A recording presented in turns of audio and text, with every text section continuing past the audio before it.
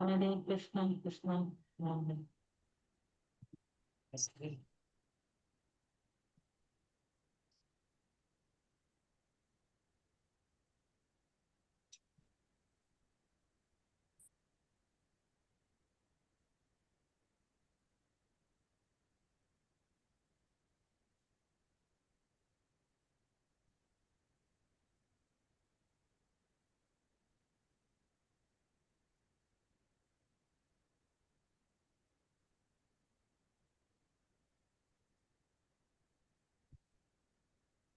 ಹರೇ ಕೃಷ್ಣ ಮಾತಾಜಿ, ಪ್ರಣಾಮ್ ಮಾತಾಜಿ. ಹರೇ ಕೃಷ್ಣ. ಹರೇ ಕೃಷ್ಣ ಮಾತಾಜಿ, ಧನ್ಯವಾದಗಳು. ಚಿಲ ಪ್ರಭುಪಾದ ಕಿ ಜೈ. ಹರೇ ಶ್ರೀಲ ಪ್ರಭುಪಾದ ಕಿ.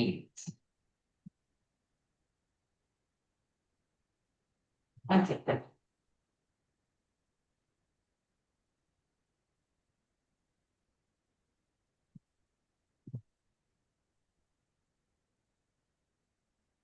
ಓದಿ ಪ್ರಭುಜಿ, ಕಂಟಿನ್ಯೂ ಆಗಿ.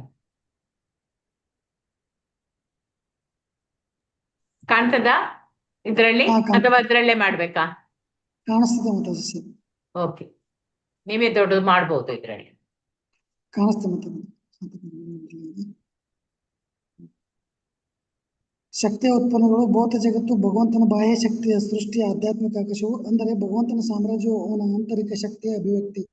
ಹೀಗೆ ಭಗವಂತನ ನಾನಾ ಶಕ್ತಿಗಳು ಅವನ ನಾನಾ ಶಕ್ತಿಗಳ ಮೂಲಕ ಎಲ್ಲ ಕಡೆ ಇವೆ. ಭಗವಂತನ ಹಾಗೂ ಅವನ ಶಕ್ತಿಗಳ ನಡುವೆ ಏನೂ ವ್ಯತ್ಯಾಸವಿಲ್ಲದಿದ್ದರೂ ಪರಮಪ್ರಭುವು ನಿರಾಕಾರವಾಗಿ ಎಲ್ಲ ಕಡೆ ಇದ್ದಾನೆಂದಾಗಲಿ ಅವನು ತನ್ನ ಸಕಾರ ಅಸ್ತಿತ್ವವನ್ನು ಕಳೆದುಕೊಳ್ಳುತ್ತಾನೆಂದಾಗಲಿ ತಪ್ಪಾಗಿ ಭಾವಿಸಬಾರದು. ತಮ್ಮ ತಿಳುವಳಿಕೆಗೆ ತಕ್ಕಂತೆ ತೀರ್ಮಾನಗಳಿಗೆ ಬರುವುದು ಜನರ ರೂಢಿ.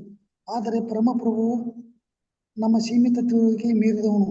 ಈ ಕಾರಣದಿಂದಲೇ ಉಪನಿಷತ್ತುಗಳು ಯಾರು ತಮ್ಮ ಸೀಮಿತ ಶಕ್ತಿಯಿಂದ ಭಗವಂತನ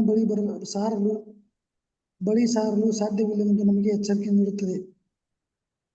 ಮಹರ್ಷಿಗಳು ಸೂರರಿಗೆ ಹರೇ ಕೃಷ್ಣ, ಹರೇ ಕೃಷ್ಣ ಪ್ರಭುಜಿ, ಹರೇ ಕೃಷ್ಣ, ಧನ್ಯವಾದಗಳು. ಇಲ್ಲಿ ಭಗವಂತನ ಶಕ್ತಿಗಳು ಅಸಂಖ್ಯಾತ, ಲೆಕ್ಕವಿಲ್ಲದಷ್ಟು ಶಕ್ತಿ ಇದೆ. ಅದನ್ನ ಲೆಕ್ಕ ಮಾಡ್ಲಿಕ್ಕೆ ಸಾಧ್ಯ ಇಲ್ಲ. ಅದ್ರಲ್ಲಿ ನಾವು ಮೂರು ಮುಖ್ಯ ವರ್ಗಗಳಾಗಿ ವಿಂಗಡಿಸಬಹುದು. ಒಂದು ಏನಂದ್ರೆ ಆಂತರಿಕ ಶಕ್ತಿ, ಇನ್ನೊಂದು ಬಾಹ್ಯ ಶಕ್ತಿ, ಇನ್ನೊಂದು ತಟಸ್ಥ ಶಕ್ತಿ. ಈ ವರ್ಗದಲ್ಲಿ ಅನೇಕ ಲಕ್ಷಾಂತರ ಪ್ರಭೇದಗಳಿವೆ. ಈ ಗಾಳಿ, ಬೆಳಕು, ಮಳೆ ಮೊದಲಾದ ಇದು ನೈಸರ್ಗಿಕ ತತ್ವಗಳು. ಅದರ ನಿಯಂತ್ರಣವನ್ನು ಎಲ್ಲ ಪ್ರಧಾನ ದೇವತೆಗಳಿಗೆ ಭಗವಂತ ಬಿಟ್ಟುಕೊಟ್ಟಿದ್ದಾನೆ. ಈಗ ನೋಡಿ, ಗಾಳಿಗೆ ವಾಯುದೇವ, ಹಾಗೆ ಅಗ್ನಿಗೆ ಅಗ್ನಿದೇವ, ವರುಣನಿಗೆ ಮಳೆ ಬರೆಸುವಂಥದ್ದು, ಹಾಗೆ ಇಂದ್ರಾದಿ ವರುಣ ಅವರಿಗೆಲ್ಲ ಒಂದೊಂದು ದೇವತೆಗಳಿಗೆ ಒಂದೊಂದು ಕೆಲಸವನ್ನು ಕೊಟ್ಟಿದ್ದಾನೆ. ಹಾಗೆ ಇವೆಲ್ಲ ಪರಮ ಪುರುಷನ ತಟಸ್ಥ ಶಕ್ತಿಯ ವರ್ಗಕ್ಕೆ ಸೇರ್ತಾರೆ. ನಾವು ಮಾನವರು ಎಲ್ಲರೂ ತಟಸ್ಥ ಶಕ್ತಿಗೆ ಸೇರಿದವರು. ಹಾಗೆ ಆಂತರಿಕ ಶಕ್ತಿ ಅಂತ ಹೇಳಿದ್ರೆ ಭಗವಂತನ ಆಧ್ಯಾತ್ಮಿಕ ಲೋಕದಲ್ಲಿರುವ ಆ ಭಗವಂತನ ಶಕ್ತಿಯನ್ನು ಅಂತರಂಗ ಶಕ್ತಿ ಅಂತ ಅಂತ. ಆಮೇಲೆ ಬಾಹ್ಯ ಅಂತ ಹೇಳಿದ್ರೆ ಅದೇನು ಬಾಹ್ಯ ಶಕ್ತಿ, ಅದು ಈ ಜಗತ್ತು, ಭೌತ ಜಗತ್, ಅದರಲ್ಲಿರುವಂತಹ ಎಲ್ಲಾ ವಸ್ತುಗಳು, ಅದೆಲ್ಲ ಆ ಬಾಹ್ಯ ಶಕ್ತಿ, ಬಹಿರಂಗ ಶಕ್ತಿ ಅಂತ ಹೇಳ್ತೇವೆ ನಾವು. ಅದು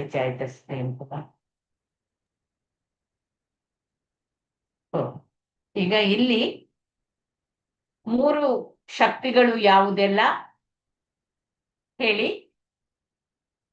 ಆಂತರಿಕ ಶಕ್ತಿ, ಬಾಹ್ಯ ಶಕ್ತಿ, ತಟಸ್ಥ ಶಕ್ತಿ. ಅಂತರಂಗ ಶಕ್ತಿ ಭಗವಂತನ ಆಶ್ರಯ, ಯಾವುದು ಆಧ್ಯಾತ್ಮಿಕ ಲೋಕದಲ್ಲಿರುವ ಭಗವಂತನ ಶಕ್ತಿ. ತಟಸ್ಥ ಶಕ್ತಿ ನಾವು ಜೀವಿಗಳು, ನಮ್ಮಲ್ಲಿರುವಂತಹ ಶಕ್ತಿಗಳೆಲ್ಲ ತಟಸ್ಥ ಶಕ್ತಿ. ಹಾಗೆ ಬಾಹ್ಯ ಬಹಿರಂಗ ಶಕ್ತಿ ಅಂತ ಹೇಳಿದ್ರೆ ಅದೇ ಭೌತ ಜಗತ್ತಿನ ಆ ಶಕ್ತಿ. ಹೀಗೆ ಮೂರು ವರ್ಗಗಳಿಗೆ ನಾವು ಸೇರಿದ್ದೇವೆ. ಬಾಹ್ಯ ಶಕ್ತಿ ಭೌತ ಜಗತ್ತಿನ ಭಗವಂತನ ಬಾಹ್ಯ ಶಕ್ತಿಯ ಸೃಷ್ಟಿ. ಈಗ ಈ ಶಕ್ತಿ ಎಲ್ಲ ಕಡೆ ಕೂಡ ಇವೆ. ಅದರಲ್ಲಿ ಈ ಶಕ್ತಿಗಳ ನಡುವೆ ಕೂಡ ಏನು ವ್ಯತ್ಯಾಸವಿಲ್ಲದಿದ್ರು ಪರಮಪ್ರಭು ಅಲ್ಲಿ ನಿರಾಕಾರವಾಗಿ ಎಲ್ಲಾ ಕಡೆಯಲ್ಲಿ ಕೂಡ ಇದ್ದಾನೆ. ಅವನು ಖಾಲಿ ನೆನೆಸಿದ್ರೆ ಸಾಕು, ಅಲ್ಲಿ ಇಲ್ಲಿ ಎಲ್ಲಾ ಕಡೆ ಇರ್ತಾನೆ. ಆದ್ರೆ ಸಕಾರ ಅಸ್ತಿತ್ವವನ್ನು ಕಳೆದುಕೊಳ್ಳುವನಂತಾಗಲಿ ನಾವು ತಪ್ಪಾಗಿ ಅದನ್ನು ಭಾವಿಸಬಾರ್ದು. ಅವನು ಭಗವಂತನಿಗೆ ಆಕಾರ ಇಲ್ಲ ಅಂತೇಳಿ ಇಲ್ಲ, ಸಕಾರ ಆ ಆಕಾರ ಇದೆ. ಶ್ಯಾಮ ಸುಂದರನಾಗಿ ಅವನು ಇದ್ದೇ ಇರ್ತಾನೆ ಅವನ ಆ ಗೋಲೋಕದಲ್ಲಿ. ಇಲ್ಲಿ ಒಮ್ಮೆ ಬಂದು ಇಣಿಕಿ ಹೋಗ್ತಾನೆ. ಹೇಗೆ ಅವನಿಗೆ ಎಲ್ಲಾ ಕಡೆಯಿಂದ ಕೂಡ ನೋಡ್ಬೋದು, ಕಣ್ಣಿನಿಂದ ನೋಡ್ಬೋದು, ಕಾಲಿನಿಂದ ನೋಡ್ಬೋದು, ಅವನ ಕೂದಲಿನಿಂದ ಕೂಡ ಅವನಿಗೆ ನೋಡ್ಲಿಕ್ಕೆ ಸಾಧ್ಯ ಇದೆ, ಕಿವಿಯಿಂದ ನೋಡ್ಬೋದು ಅಲ್ಲವಾ? ನಮ್ಮ ಹಾಗೆ ಅಲ್ಲ, ನಾವು ಎಲ್ಲಿದ್ದೇವೋ ಅಲ್ಲೇ ನಮ್ಮ ಸುತ್ತ ಪರಿಸರದನ್ನು ನೋಡ್ತೇವೆ, ಅದನ್ನು ನಾವು ಕಾಣುವುದಿಲ್ಲ ಅಂತ ಹೇಳ್ತೇವೆ ಅಲ್ಲವಾ? ಹೌದು ಮಾತಾಜಿ. ಹೌದು ಮಾತಾಜಿ. ಹಾ.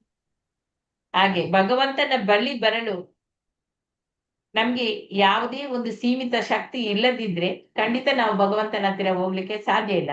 ಭಗವಂತನ ಹತ್ತಿರ ಹೋಗ್ಬೇಕಾದ್ರೆ ನಾವು ಏನ್ ಮಾಡ್ಬೇಕು? ಭಕ್ತಿ ಮಾಡ್ಬೇಕು ಸೇವೆಯಲ್ಲಿ ಮಾತಾಜಿ. ತೊಡಗಬೇಕು. ಭಕ್ತಿ ಮಾಡ್ಬೇಕು. ಅವನ ಆ ಭಗವದ್ಗೀತೆ, ಆ ಭಗವಂತನ ಎಲ್ಲಾ ಏನೆಲ್ಲ ಅವನು ವೇದಗಳನ್ನೆಲ್ಲ ಬರೆದಿದ್ದಾನೆ, ಆ ತತ್ವಗಳನ್ನೆಲ್ಲ ನಾವು ಭಗವಂತನ ಶಿಷ್ಯ ಗುರುಗಳಿಂದ ನಾವು ತಿಳಿದುಕೊಳ್ಬೇಕು. ಅವನ ಸೇವಕ ದಾಸರಿಂದ ನಾವೆಲ್ಲವನ್ನು ತಿಳಿದುಕೊಳ್ಬೇಕು ಅಂತೇಳಿ ಇಲ್ಲಿ ಅವನು ಎಚ್ಚರಿಕೆಯನ್ನು ಕೂಡ ನೀಡ್ತಾನೆ. ನಾವು ಯಾವುದನ್ನು ಮುಂದುವರಿಸದಿದ್ರೆ ಯಾವುದು ನಮ್ಗೆ ಬೇಡ, ನಾಸ್ತಿಕರು ಅಂತ ಹೇಳಿದೆವಲ್ಲ, ಭಗವಂತ ಇಲ್ಲವೇ ಇಲ್ಲ ಅಂತೇಳಿ ಸುಳ್ಳು ಹೇಳುವವರು ಇದ್ದಾರೆ, ವಾದಿಸುವವರು ಇದ್ದಾರೆ.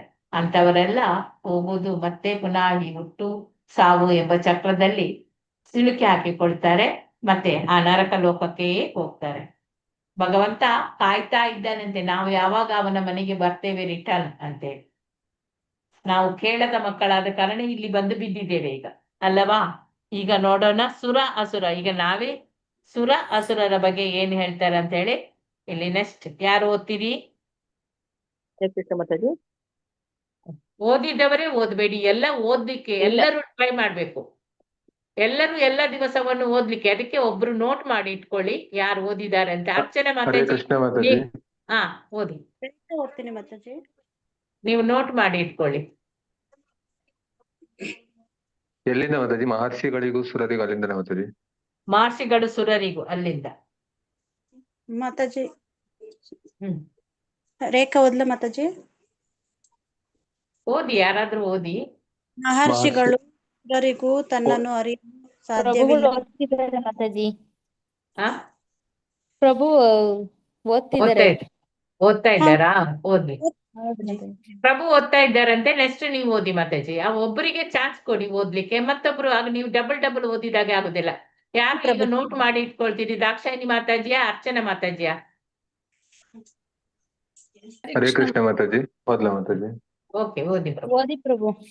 ಮಹರ್ಷಿಗಳಿಗೂ ಸುರರಿಗೂ ತನ್ನನ್ನು ಅರಿಯಲು ಸಾಧ್ಯವಿಲ್ಲವೆಂದು ಭಗವಂತನು ಭಗವದ್ಗೀತೆಯಲ್ಲಿ ಹೇಳುತ್ತಾನೆ. ಇನ್ನು ಭಗವಂತನ ರೀತಿ ನೀತಿಗಳನ್ನೇ ಅರಿಯದ ಅಸುರರ ಬಗ್ಗೆ ಹೇಳುವುದೇನಿದೆ? ಈ 4ನೆಯ ಮಂತ್ರವು ಪರಮಸತ್ಯನೇ ಪರಮಪುರುಷ ಎಂದು ತುಂಬಾ ಸ್ಪಷ್ಟವಾಗಿ ಹೇಳುತ್ತದೆ. ಇಲ್ಲದಿದ್ದರೆ ಅವನ ವೈಯಕ್ತಿಕ ಸ್ವರೂಪಗಳ ಬಗ್ಗೆ ಇಷ್ಟೊಂದು ಹೇಳುವ ಅವಶ್ಯಕತೆ ಇರಲಿಲ್ಲ. ಅವಕ್ಕೆ ಸ್ವತಃ ಭಗವಂತನ ಎಲ್ಲ ಲಕ್ಷಣಗಳಿದ್ದರೂ ಭಗವಂತನ ಶಕ್ತಿಗಳ ಬೇರೆ ಬೇರೆ ಅಂಶಗಳ ಕ್ರಿಯಾಶಕ್ತಿ ಸೀಮಿತವಾದುದು.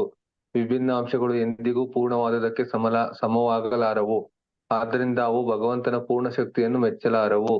ಐಹಿಕ ಪ್ರಕೃತಿಯ ಪ್ರಭಾವದಿಂದ ಭಗವಂತನ ವಿಭಿನ್ನಾಂಶಗಳಾದ ಮೂರ್ಖರು, ಅಜ್ಞರು ಆದ ಜೀವಿಗಳು ಭಗವಂತನ ದಿವ್ಯ ಸ್ಥಾನದ ಬಗ್ಗೆ ಊಹಾಪೋಹ ಮಾಡಲು ಪ್ರಯತ್ನಿಸುತ್ತಾರೆ. ಮಾನಸಿಕ ಊಹಾಪೋಹದಿಂದ ಭಗವಂತನ ಗುರುತನ್ನು ಸ್ಥಾಪಿಸುವುದು ವ್ಯರ್ಥವೆಂದು ಈಶೋಪನಿಷತ್ ಎಚ್ಚರಿಕೆ ನೀಡುತ್ತದೆ. ಭಗವಂತನ ದಿವ್ಯತೆಯ ಬಗ್ಗೆ ಈಗಾಗಲೇ ದಿವ್ಯ ಜ್ಞಾನವಿರುವ ವೇದಗಳಂತ ಉತ್ತಮ ಆಕಾರದಿಂದ ತಿಳಿಯಲು ಪ್ರಯತ್ನಿಸಬೇಕು. ಹರೇ ಕೃಷ್ಣ ಪ್ರಭುಜಿ. ನೆಕ್ಸ್ಟ್ ಇನ್ನೊಬ್ರು ಯಾರು ಹರೇ ಓದ್ತೇನೆ ಕೃಷ್ಣ ಅಂತ ಮಾತಾಜಿ. ಹೇಳಿದ್ರಾಗ ರೇಖಾಚಂದ್ರ ಮಾತಾಜಿ ಓದಿ. ಸಂಪೂರ್ಣದ ಪ್ರತಿಯೊಂದು ಭಾಗವಾದವನು ಯಾವುದಾದರೊಂದು ಶಕ್ತಿಯನ್ನು ಹೊಂದಿರುತ್ತಾನೆ. ಆ ಭಾಗವು ತನ್ನ ನಿರ್ದಿಷ್ಟ ಕಾರ್ಯಚಟುವಟಿಕೆಗಳನ್ನು ಮರೆತರೆ ಅವನು ಮಾಯೆಯಲ್ಲಿದ್ದಾನೆಂದು ಪರಿಗಣಿಸಲಾಗುವುದು. ಹೀಗೆ ಭಗವಂತನು ನಮಗಾಗಿ ವಹಿಸಿಕೊಟ್ಟ ಪಾತ್ರವನ್ನು ನಿರ್ವಹಿಸಬೇಕೆಂದು ಈಶೋಪನಿಷತ್ ಆರಂಭದಿಂದಲೂ ಎಚ್ಚರಿಕೆ ನೀಡುತ್ತದೆ. ಅಂದರೆ ಜೀವಾತ್ಮನಿಗೆ ಸ್ವಂತ ಪ್ರವರ್ತನಾ ಶಕ್ತಿಯಿಲ್ಲವೆಂದು ಅರ್ಥವಲ್ಲ. ಅವನು ಭಗವಂತನ ವಿಭಿನ್ನಾಂಶನಾದ್ದರಿಂದ ಅವನು ಭಗವಂತನ ಪ್ರವರ್ತನಾ ಶಕ್ತಿಯನ್ನು ಸ್ವೀಕರಿಸಬೇಕು.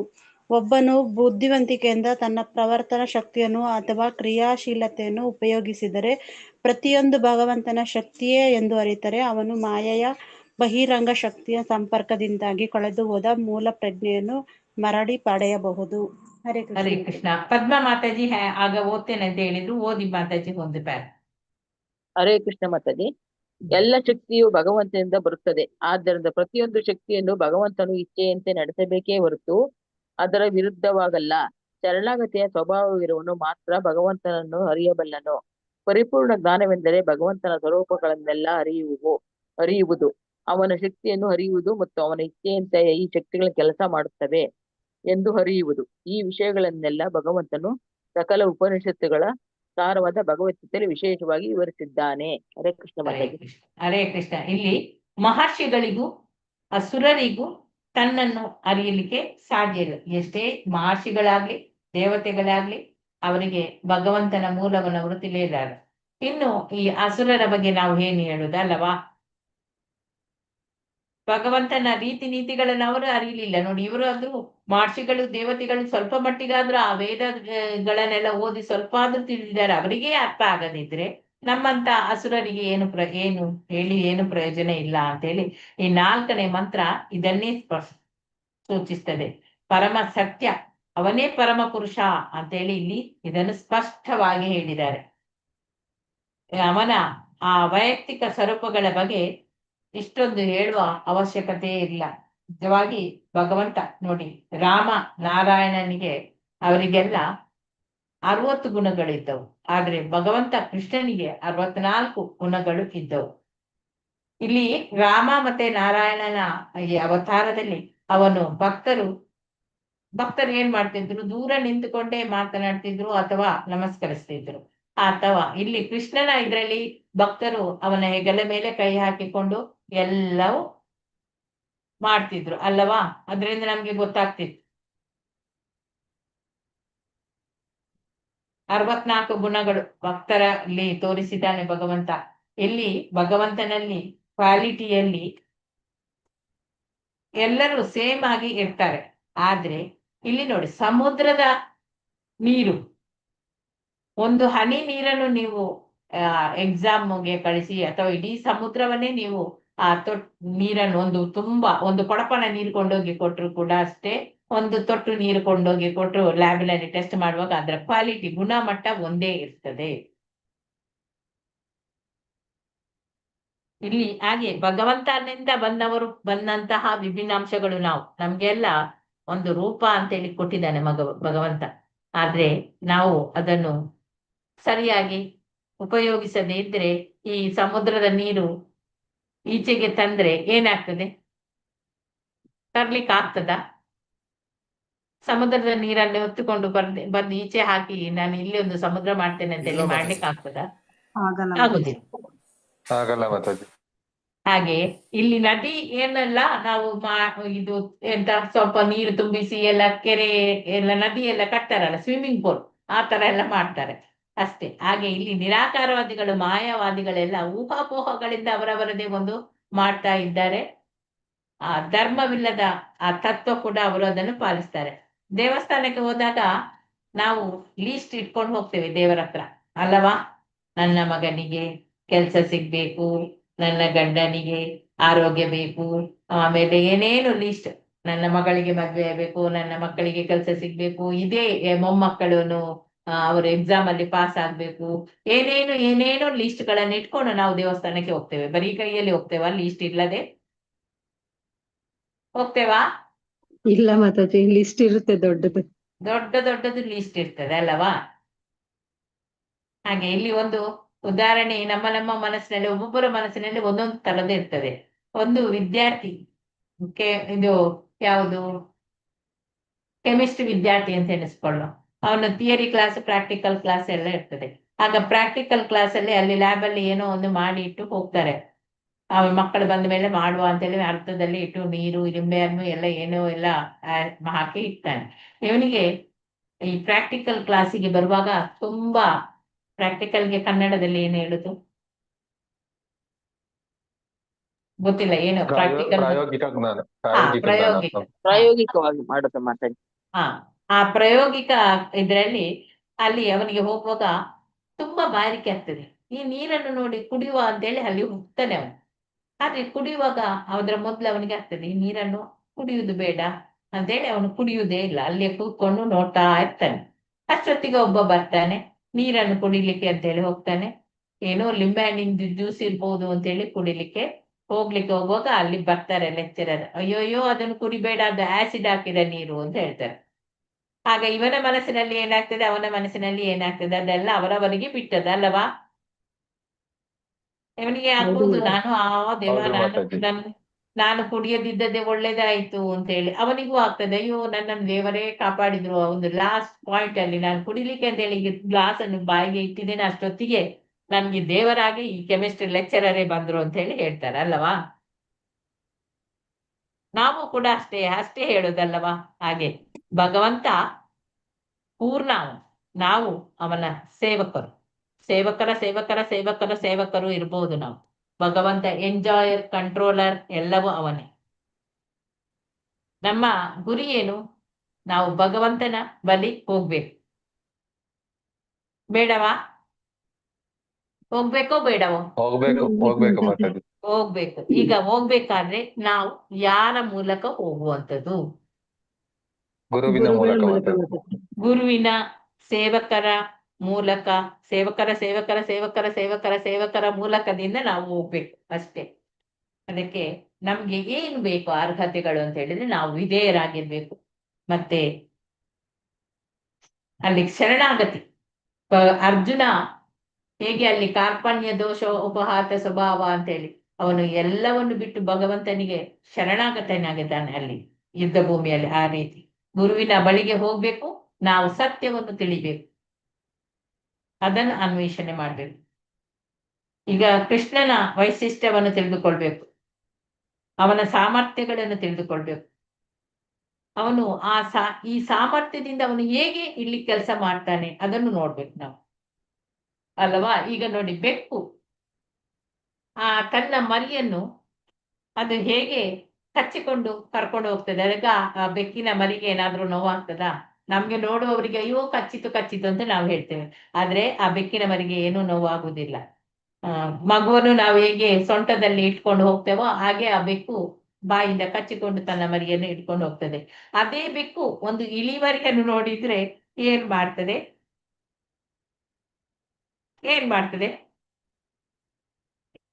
ಇಲಿಮರಿ ಹತ್ರ ಆಟ ಆಡಿ ಕೊಂಡೇ ಬಿಡ್ತದೆ ಅಲ್ಲವಾ. ಕೊಚ್ಚು ಬಿಡ್ತು.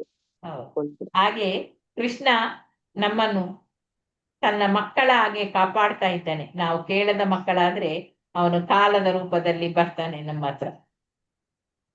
ಪ್ರತಿಯೊಂದು ಕೆಲಸ ನಾವು ಯಾವುದೇ ಮಾಡ್ಬೇಕಾದ್ರೂ ಭಗವಂತನ ನೆನಪನ್ನು ಮಾಡ್ಲೇಬೇಕು, ಭಗವಂತನಿಗೆ ಅದನ್ನು ಅರ್ಪಿಸ್ಲೇಬೇಕು.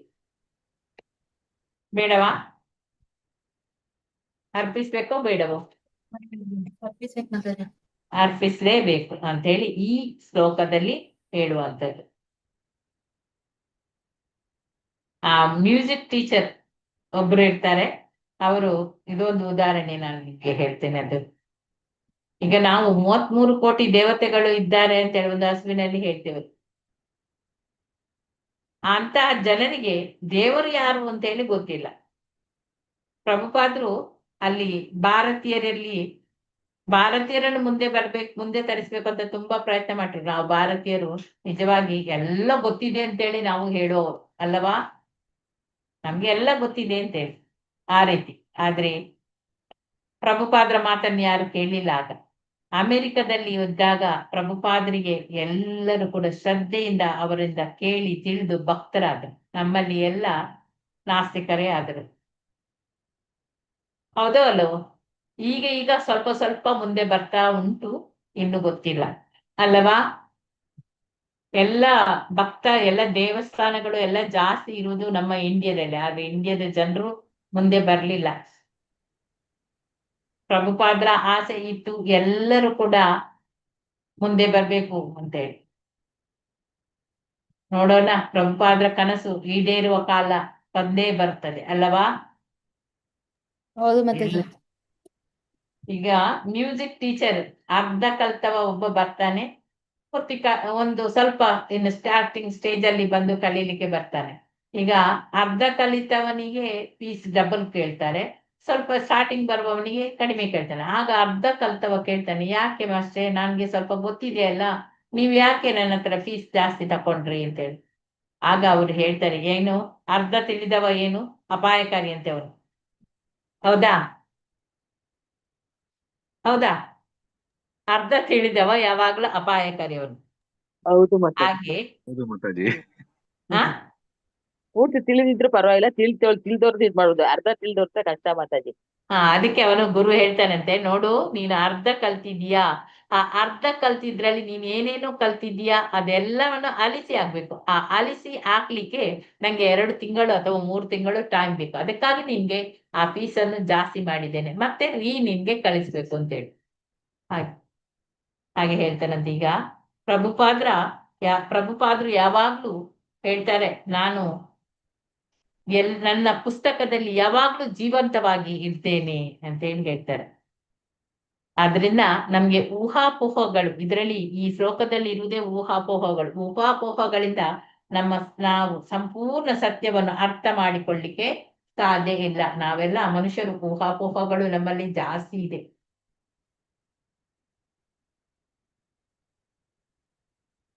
ಭಗವಂತನನ್ನು ನಮ್ಮ ಸ್ವಂತ ಬುದ್ಧಿಯಿಂದ ತಿಳಿಯಲಿಕ್ಕೆ ಸಾಧ್ಯ ಇಲ್ಲ. ಸಾಧ್ಯ ಇದೆಯಾ? ಯಾರಿಗಾದ್ರೂ ಸಾಧ್ಯ ಇದೆಯಾ? ಭಗವಂತನನ್ನು ನಾವು ಸ್ವಂತವಾಗಿ ನಾನು ನೋಡ್ತೇನೆ ಅಂತ ಹೇಳಿದ್ರೆ ಅವನನ್ನು ನಮ್ಮ ಬುದ್ಧಿಯಿಂದ ಅವನನ್ನು ತಿಳಿದುಕೊಳ್ಳಿಕ್ಕೆ ಸಾಧ್ಯ ಇಲ್ಲ. ನಾವಾಗೇ ಭಗವದ್ಗೀತೆಯನ್ನು ಓದ್ತೇವೆ ಅಂತ ಹೇಳಿದ್ರು ನಾವು ಅರ್ಧಂಬರ್ಧ ತಿಳಿದುಕೊಂಡಿರ್ತೇವೆ ಅಷ್ಟೇ. ಮತ್ತೆ ಅಲ್ಲೇ ಆ ಫೀಸ್ ಜಾಸ್ತಿ ಕೊಡ್ಬೇಕಾದಿತ್ತು ಅರ್ಧಂಬರ್ಧ ತಿಳಿದ್ರೆ. ಹಾಗೆ ಭಗವಂತನನ್ನು ಅರ್ಥ ಮಾಡಿಕೊಳ್ಳುದು, ಭಗವದ್ಗೀತೆ ಎಷ್ಟು ಸಲ ಓದಿದ್ರು ಕೂಡ ಅರ್ಥ ಆಗುದಿಲ್ಲ ಒಮ್ಮೊಮ್ಮೆ. ಭಗವದ್ಗೀತೆ ಅರ್ಥ ಆಗ್ಬೇಕಾದ್ರೆ ಏನ್ ಬೇಕು? ನಮ್ಗೆ ಭಗವಂತನಲ್ಲಿ ಪ್ರೀತಿ ಬೇಕು, ಭಕ್ತಿ ಬರ್ಬೇಕು. ಹಾಗಾದ್ರೆ ಮಾತ್ರ ನಮ್ಗೆ ಅದು ಆ ಭಗವದ್ಗೀತೆಯನ್ನು ನಾವು ಅರ್ಥ ಮಾಡ್ಲಿಕ್ಕೆ ಸಾಧ್ಯವಿದೆ. ನಮ್ಮ ಸ್ವಂತ ಪ್ರಯತ್ನದಿಂದ ಖಂಡಿತವಾಗಿಯೂ ಸಾಧ್ಯ ಇಲ್ಲ. ಸಾಧ್ಯ ಇದ್ರೆ ಹೇಳಿ, ನಿಮ್ಮಲ್ಲಿ ಯಾರಿಗಾದ್ರೂ ಸಾಧ್ಯ ಇದೆಯಾ? ಇಲ್ಲ ಮಾತಾಜಿ. ಈಗ ಇದನ್ನು ಅರ್ಥ ಆಯ್ತು ಅಂತೇಳಿ ಎಣಿಸ್ತೇನೆ. ಶರಣಾಗತಿ ಮೇನ್ ನಮ್ಗೆ ಇದರಲ್ಲಿ. ಮಾಯೆಯನ್ನು ಹೋಗಲಾಡಿಸ್ಬೇಕು, ನಾವು ಭಗವಂತನಲ್ಲಿ ಶರಣಾಗತಿ ಆಗ್ಬೇಕು. ಏನಾದ್ರೂ ಡೌಟ್ ಇದೆ ಇದರಲ್ಲಿ? ಮಂತ್ರ 4ರಲ್ಲಿ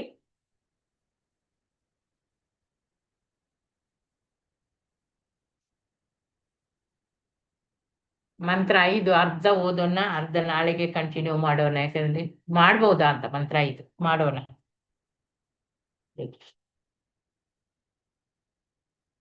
ಕಂಟಿನ್ಯೂ ಮಾಡೋಣಲ್ಲ? ಏನು ಎಲ್ಲ 9 ಗಂಟೆಗೆ ಇನ್ನು 10 ನಿಮಿಷ ಇದೆ ಮಾತಾಜಿ. ಹೌದು, ಕಂಟಿನ್ಯೂ ಮಾಡೋಣನಾ? ಮಾಡಿ ಮಾತಾಡಜ್ಜಿ ಇವಾಗ್ಲೇ.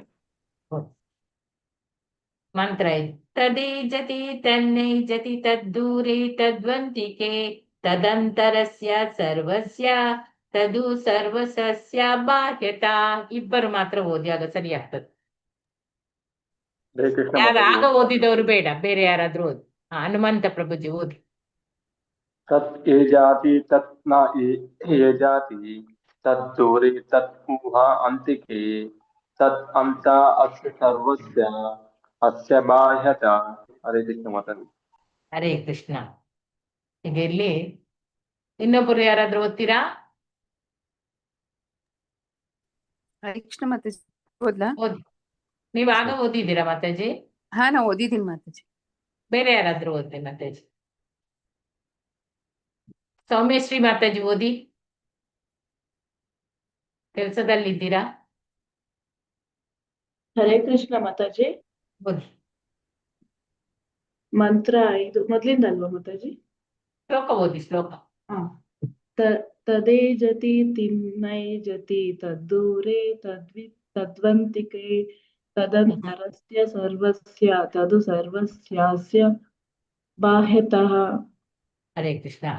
Word by word. ತತ್ ಈ ಪರಮ ಪ್ರಭುವು ಏಜತಿ ನಡೆಯುತ್ತಾನೆ, ತತ್ ಅವನು, ನ ಏಜತಿ ನಡೆಯುವುದಿಲ್ಲ, ತತ್ ಅವನು, ದೂರದಲ್ಲಿ ಇದ್ದಾನೆ, ತತ್ ಅವನು, ಸಹ ಅಂತಿಕೆ ತುಂಬಾ ಹತ್ತಿರದಲ್ಲಿದ್ದಾನೆ, ತತ್ ಅವನು, ಅಂತಹ ಒಳಗೆ ಇದ್ದಾನೆ, ಅಸ್ಯ ಈ, ಸರ್ವಸ್ಯ ಎಲ್ಲದರ, ಅಸ್ಯ ಈ, ಬಾಹ್ಯತ ಹೊರಗೆ ಇರುವನು.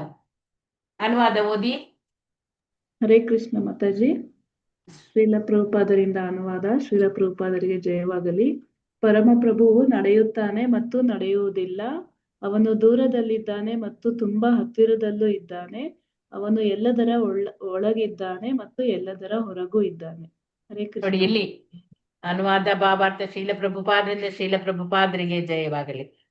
ಪರಮಪ್ರಭು ನಡೀತಾನೆ ಮತ್ತೆ ಅವನು ನಡೆಯುವುದೂ ಇಲ್ಲ, ಅವನು ದೂರದಲ್ಲಿ ಇದ್ದಾನೆ, ತುಂಬಾ ಹತ್ತಿರದಲ್ಲೂ ಇದ್ದಾನೆ, ಎಲ್ಲದರ ಒಳಗೆ ಕೂಡ ಇದ್ದಾನೆ, ಭಗವಂತ ಎಲ್ಲದರ ಹೊರಗೆ ಕೂಡ ಇದ್ದಾನೆ.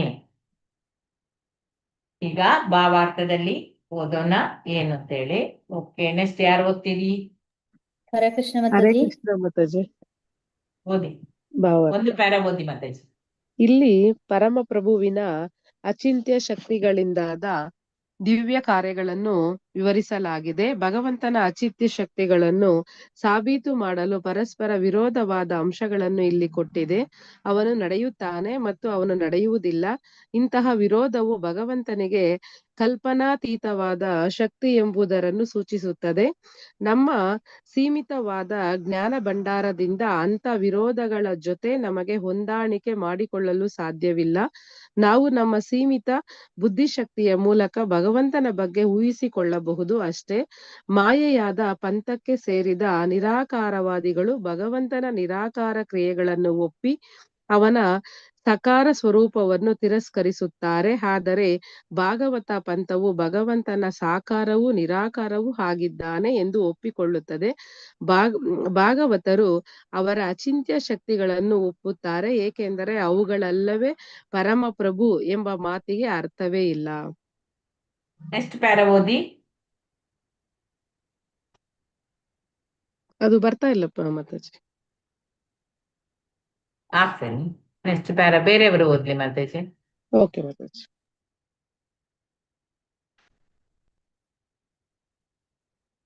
ಯಾರು ಓದ್ತೀರಿ? ಅನಿತಾ ಬಂದ್ರಿ, ಓದಿ ಮಾತಾಜಿ.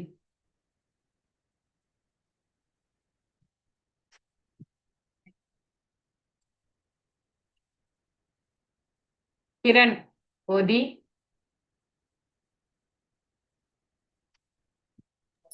ಹರೇ ಕೃಷ್ಣ ಮಾತಾಜಿ. ಓದಿ ಮಾತಾಜಿ.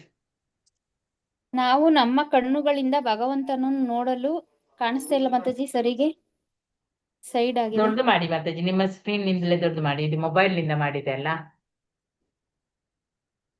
ಈಗ ಬರ್ತಾ ಇದೆ ಮಾತಾಜಿ.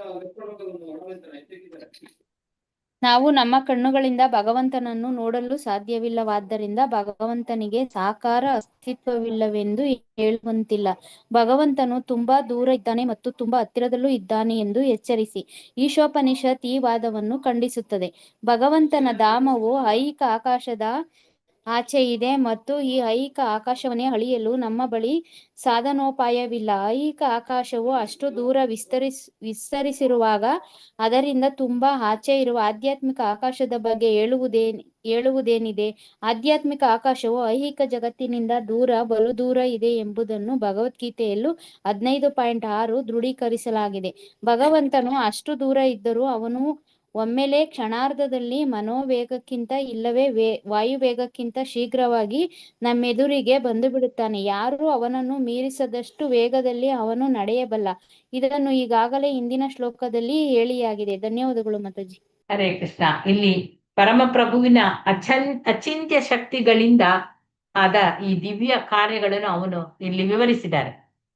ಈಗ ಅದನ್ನು ಪರಸ್ಪರ ವಿರೋಧವಾದ ಅಂಶಗಳನ್ನು ಇಲ್ಲಿ ಕೊಟ್ಟಿದ್ದಾರೆ. ಅವನು ನಡೀತಾನೆ, ನಡೆಯುವುದಿಲ್ಲ, ಮತ್ತೆ ಹಾಗೆ ಅವನು ದೂರ ಇದ್ದಾನೆ, ಬಹಳ ಹತ್ತಿರದಲ್ಲಿ ಕೂಡ ಇದ್ದಾನೆ, ನಮ್ಮ ಒಳಗೂ ಇದ್ದಾನೆ ಭಗವಂತ, ಹೊರಗೂ ಕೂಡ ಇದ್ದಾನೆ, ಎಲ್ಲ ಕಡೆಯಲ್ಲಿ ಕೂಡ ಭಗವಂತ ಇದ್ದಾನೆ ಅಂತೇಳಿ ಇಲ್ಲಿ ಕೊಡ್ತಾರೆ. ಅಂದ್ರೆ ಅವನ ಶಕ್ತಿ ಅಷ್ಟು ಕಲ್ಪನಾತೀತ, ನಮ್ಗೆ ಕಲ್ಪನೆ ಮಾಡ್ಲಿಕ್ಕೆ ಆಗದಂತ ಅಷ್ಟು ಶಕ್ತಿ ಇದೆ. ಅವನ ಜ್ಞಾನ ಭಂಡಾರ, ಅವನು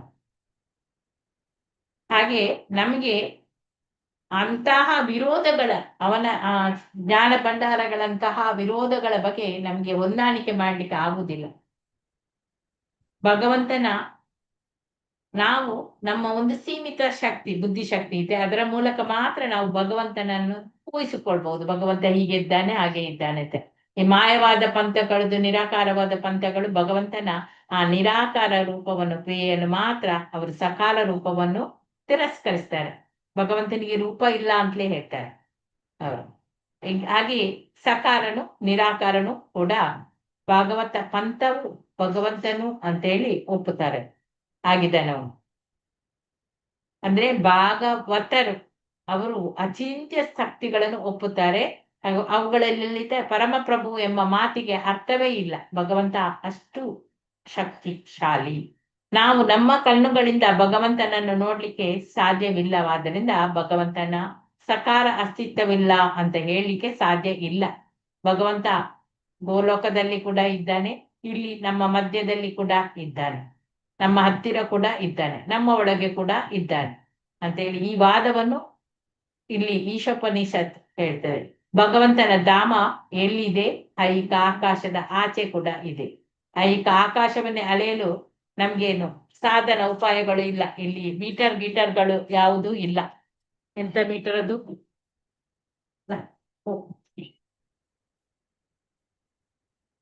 ಹಾಗೆ ಆಧ್ಯಾತ್ಮಿಕ ಆಕಾಶದ ಬಗ್ಗೆ ಏನು ಹೇಳುವುದು? ನಾವು ತುಂಬಾ ಆಚೆ ಇದೆ. ಇಲ್ಲಿರುವ ಆಕಾಶವನ್ನೇ ನಮ್ಗೆ ಅಳತೆ ಮಾಡ್ಲಿಕ್ಕೆ ಆಗುದಿಲ್ಲ, ಇನ್ನು ಆಧ್ಯಾತ್ಮಿಕ ಆಕಾಶವನ್ನು ನಾವು ಈಗ ಅಳತೆ ಮಾಡೋದು ಅಷ್ಟು ಇದೆ. ಬಹು ದೂರ ಅಂತ ಹೇಳಿ ನಾವು ನೋಡ್ಬೋದು. ಅದು ನಮ್ಮ ಮನಸ್ಸಿನ ಒಂದು ವೇಗ, ಅದಕ್ಕಿಂತ ಆಚೆ ವಾಯು ವೇಗಕ್ಕಿಂತ ಶೀಘ್ರವಾಗಿ ನಮ್ಮ ಎದುರಿಗೆ ಭಗವಂತ ಕಂಡು ಬಿಡ್ತಾನೆ. ಅದನ್ನು ನಾವು 4ನೇ ಶ್ಲೋಕದಲ್ಲಿ ಕೂಡ ನೋಡಿದ್ದೇವೆ, ಭಗವಂತನ ವೇಗ. ಆದರೂ ದೇವೋತ್ತಮ ಪರಮ ಪುರುಷ, ಇದನ್ನು ನಾನು ವಿವರಿಸ್ತಾ ಹೋಗ್ತೇನೆ. ನಮ್ಮ ಮುಂದೆ ಬಂದಾಗ ನಾವು ಏನ್ ಮಾಡ್ತೇವೆ? ಅವನನ್ನು ಕಡೆಗಣಿಸ್ತೇವೆ. ಅಂದ್ರೆ ಮೂರ್ಖತನ ನಮ್ಮಲ್ಲಿ, ಅಲಕ್ಷ್ಯ. ಕೃಷ್ಣನು ಭಗವದ್ಗೀತೆಯಲ್ಲಿ ಇದನ್ನು ಖಂಡಿಸಿದ್ದಾನೆ.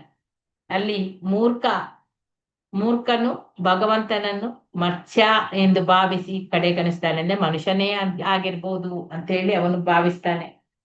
ಅವನೊಬ್ಬ ಮನುಷ್ಯ ಅಲ್ಲ. ಐಹಿಕ ಪ್ರಕೃತಿಯಿಂದಾದ ದೇಹ ಹೊತ್ತು ನಮ್ಮೆದುರು ಅವನು ಬರುವುದೂ ಇಲ್ಲ. ನಮ್ಮಾಗೆ ಭಗವಂತನಿಗೆ ದೇಹ ಇದೆ, ಹೌದು.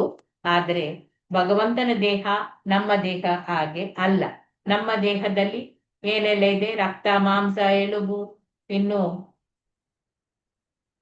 ಮಲ, ಮೂತ್ರ ಎಲ್ಲ ತುಂಬಿದೆ. ಆದ್ರೆ ಭಗವಂತನ ದೇಹದಲ್ಲಿ ಅಂಥದ್ದು ಏನೂ ಇಲ್ಲ. ಭಗವಂತನ ದೇಹ ಸಚ್ಚಿದಾನಂದ ದಿವ್ಯವಾದದು. ಆ ಭಗವಂತನ ಧಾಮ ಗೋಲೋಕದಲ್ಲಿ ಇರುವಂತಹವನು ಅವನು.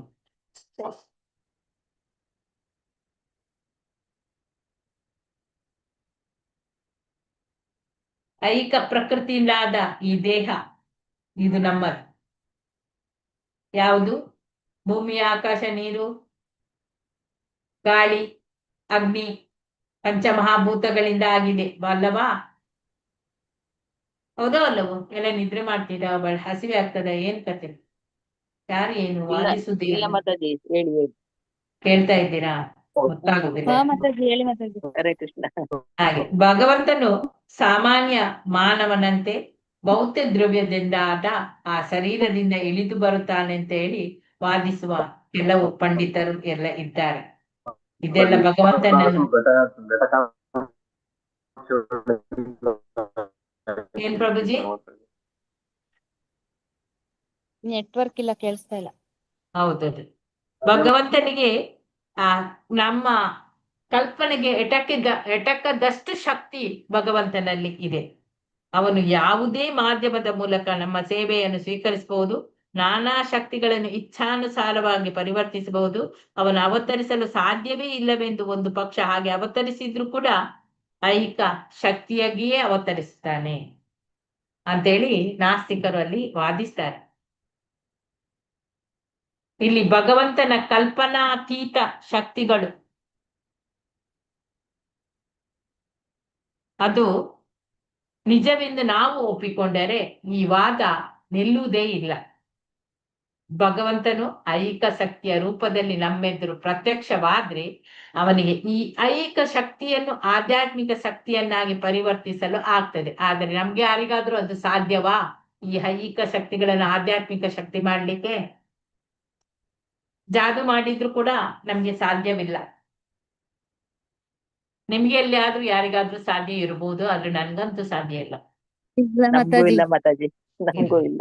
ಯಾರಿಗೂ ಯಾಕಂದ್ರೆ ಭಗವಂತ ಆ ಶಕ್ತಿಗಳ ಗೊತ್ತುಂಟು. ಮೂಲ, ಅವನು ಒಂದೇ ಆಗಿದ್ದಾನೆ ಭಗವಂತ. ಅವನ ಆ ಅವುಗಳ ಮೂಲದ ಇಚ್ಛೆಗೆ ತಕ್ಕಂತೆ ಅವನು ಬಳಸ್ಬಹುದು. ಭಗವಂತ ಅರ್ಚಾ ವಿಗ್ರಹ ರೂಪದಲ್ಲಿ ಕಾಣಿಸಿಕೊಳ್ಬಹುದು. ಆ ರೂಪಗಳು ಮರ, ಕಲ್ಲು ಮತ್ತು ಬೇರೆ ವಸ್ತುವಿನಿಂದ ಕೆತ್ತಲಾಗಿದ್ರು ಮೂರ್ತಿ ಭಂಜಕರು ವಾದಿಸುವಂತೆ ಕೇವಲ ಅದು ವಿಗ್ರಹಗಳ ಅಲ್ಲ. ಅರ್ಚಾ ವಿಗ್ರಹದಲ್ಲಿ ಏನಾದ್ರೂ ಸ್ವಲ್ಪ ಶಕ್ತಿ ಅಂತೇಳಿ ಇದ್ದೇ ಇರ್ತದೆ. ಆದ್ರೆ ನಮ್ಮ ಈ ಇಂದ್ರಿಯ ಅಥವಾ ಐಹಿಕ ಅಪರಿಪೂರ್ಣವಾಗಿದೆ.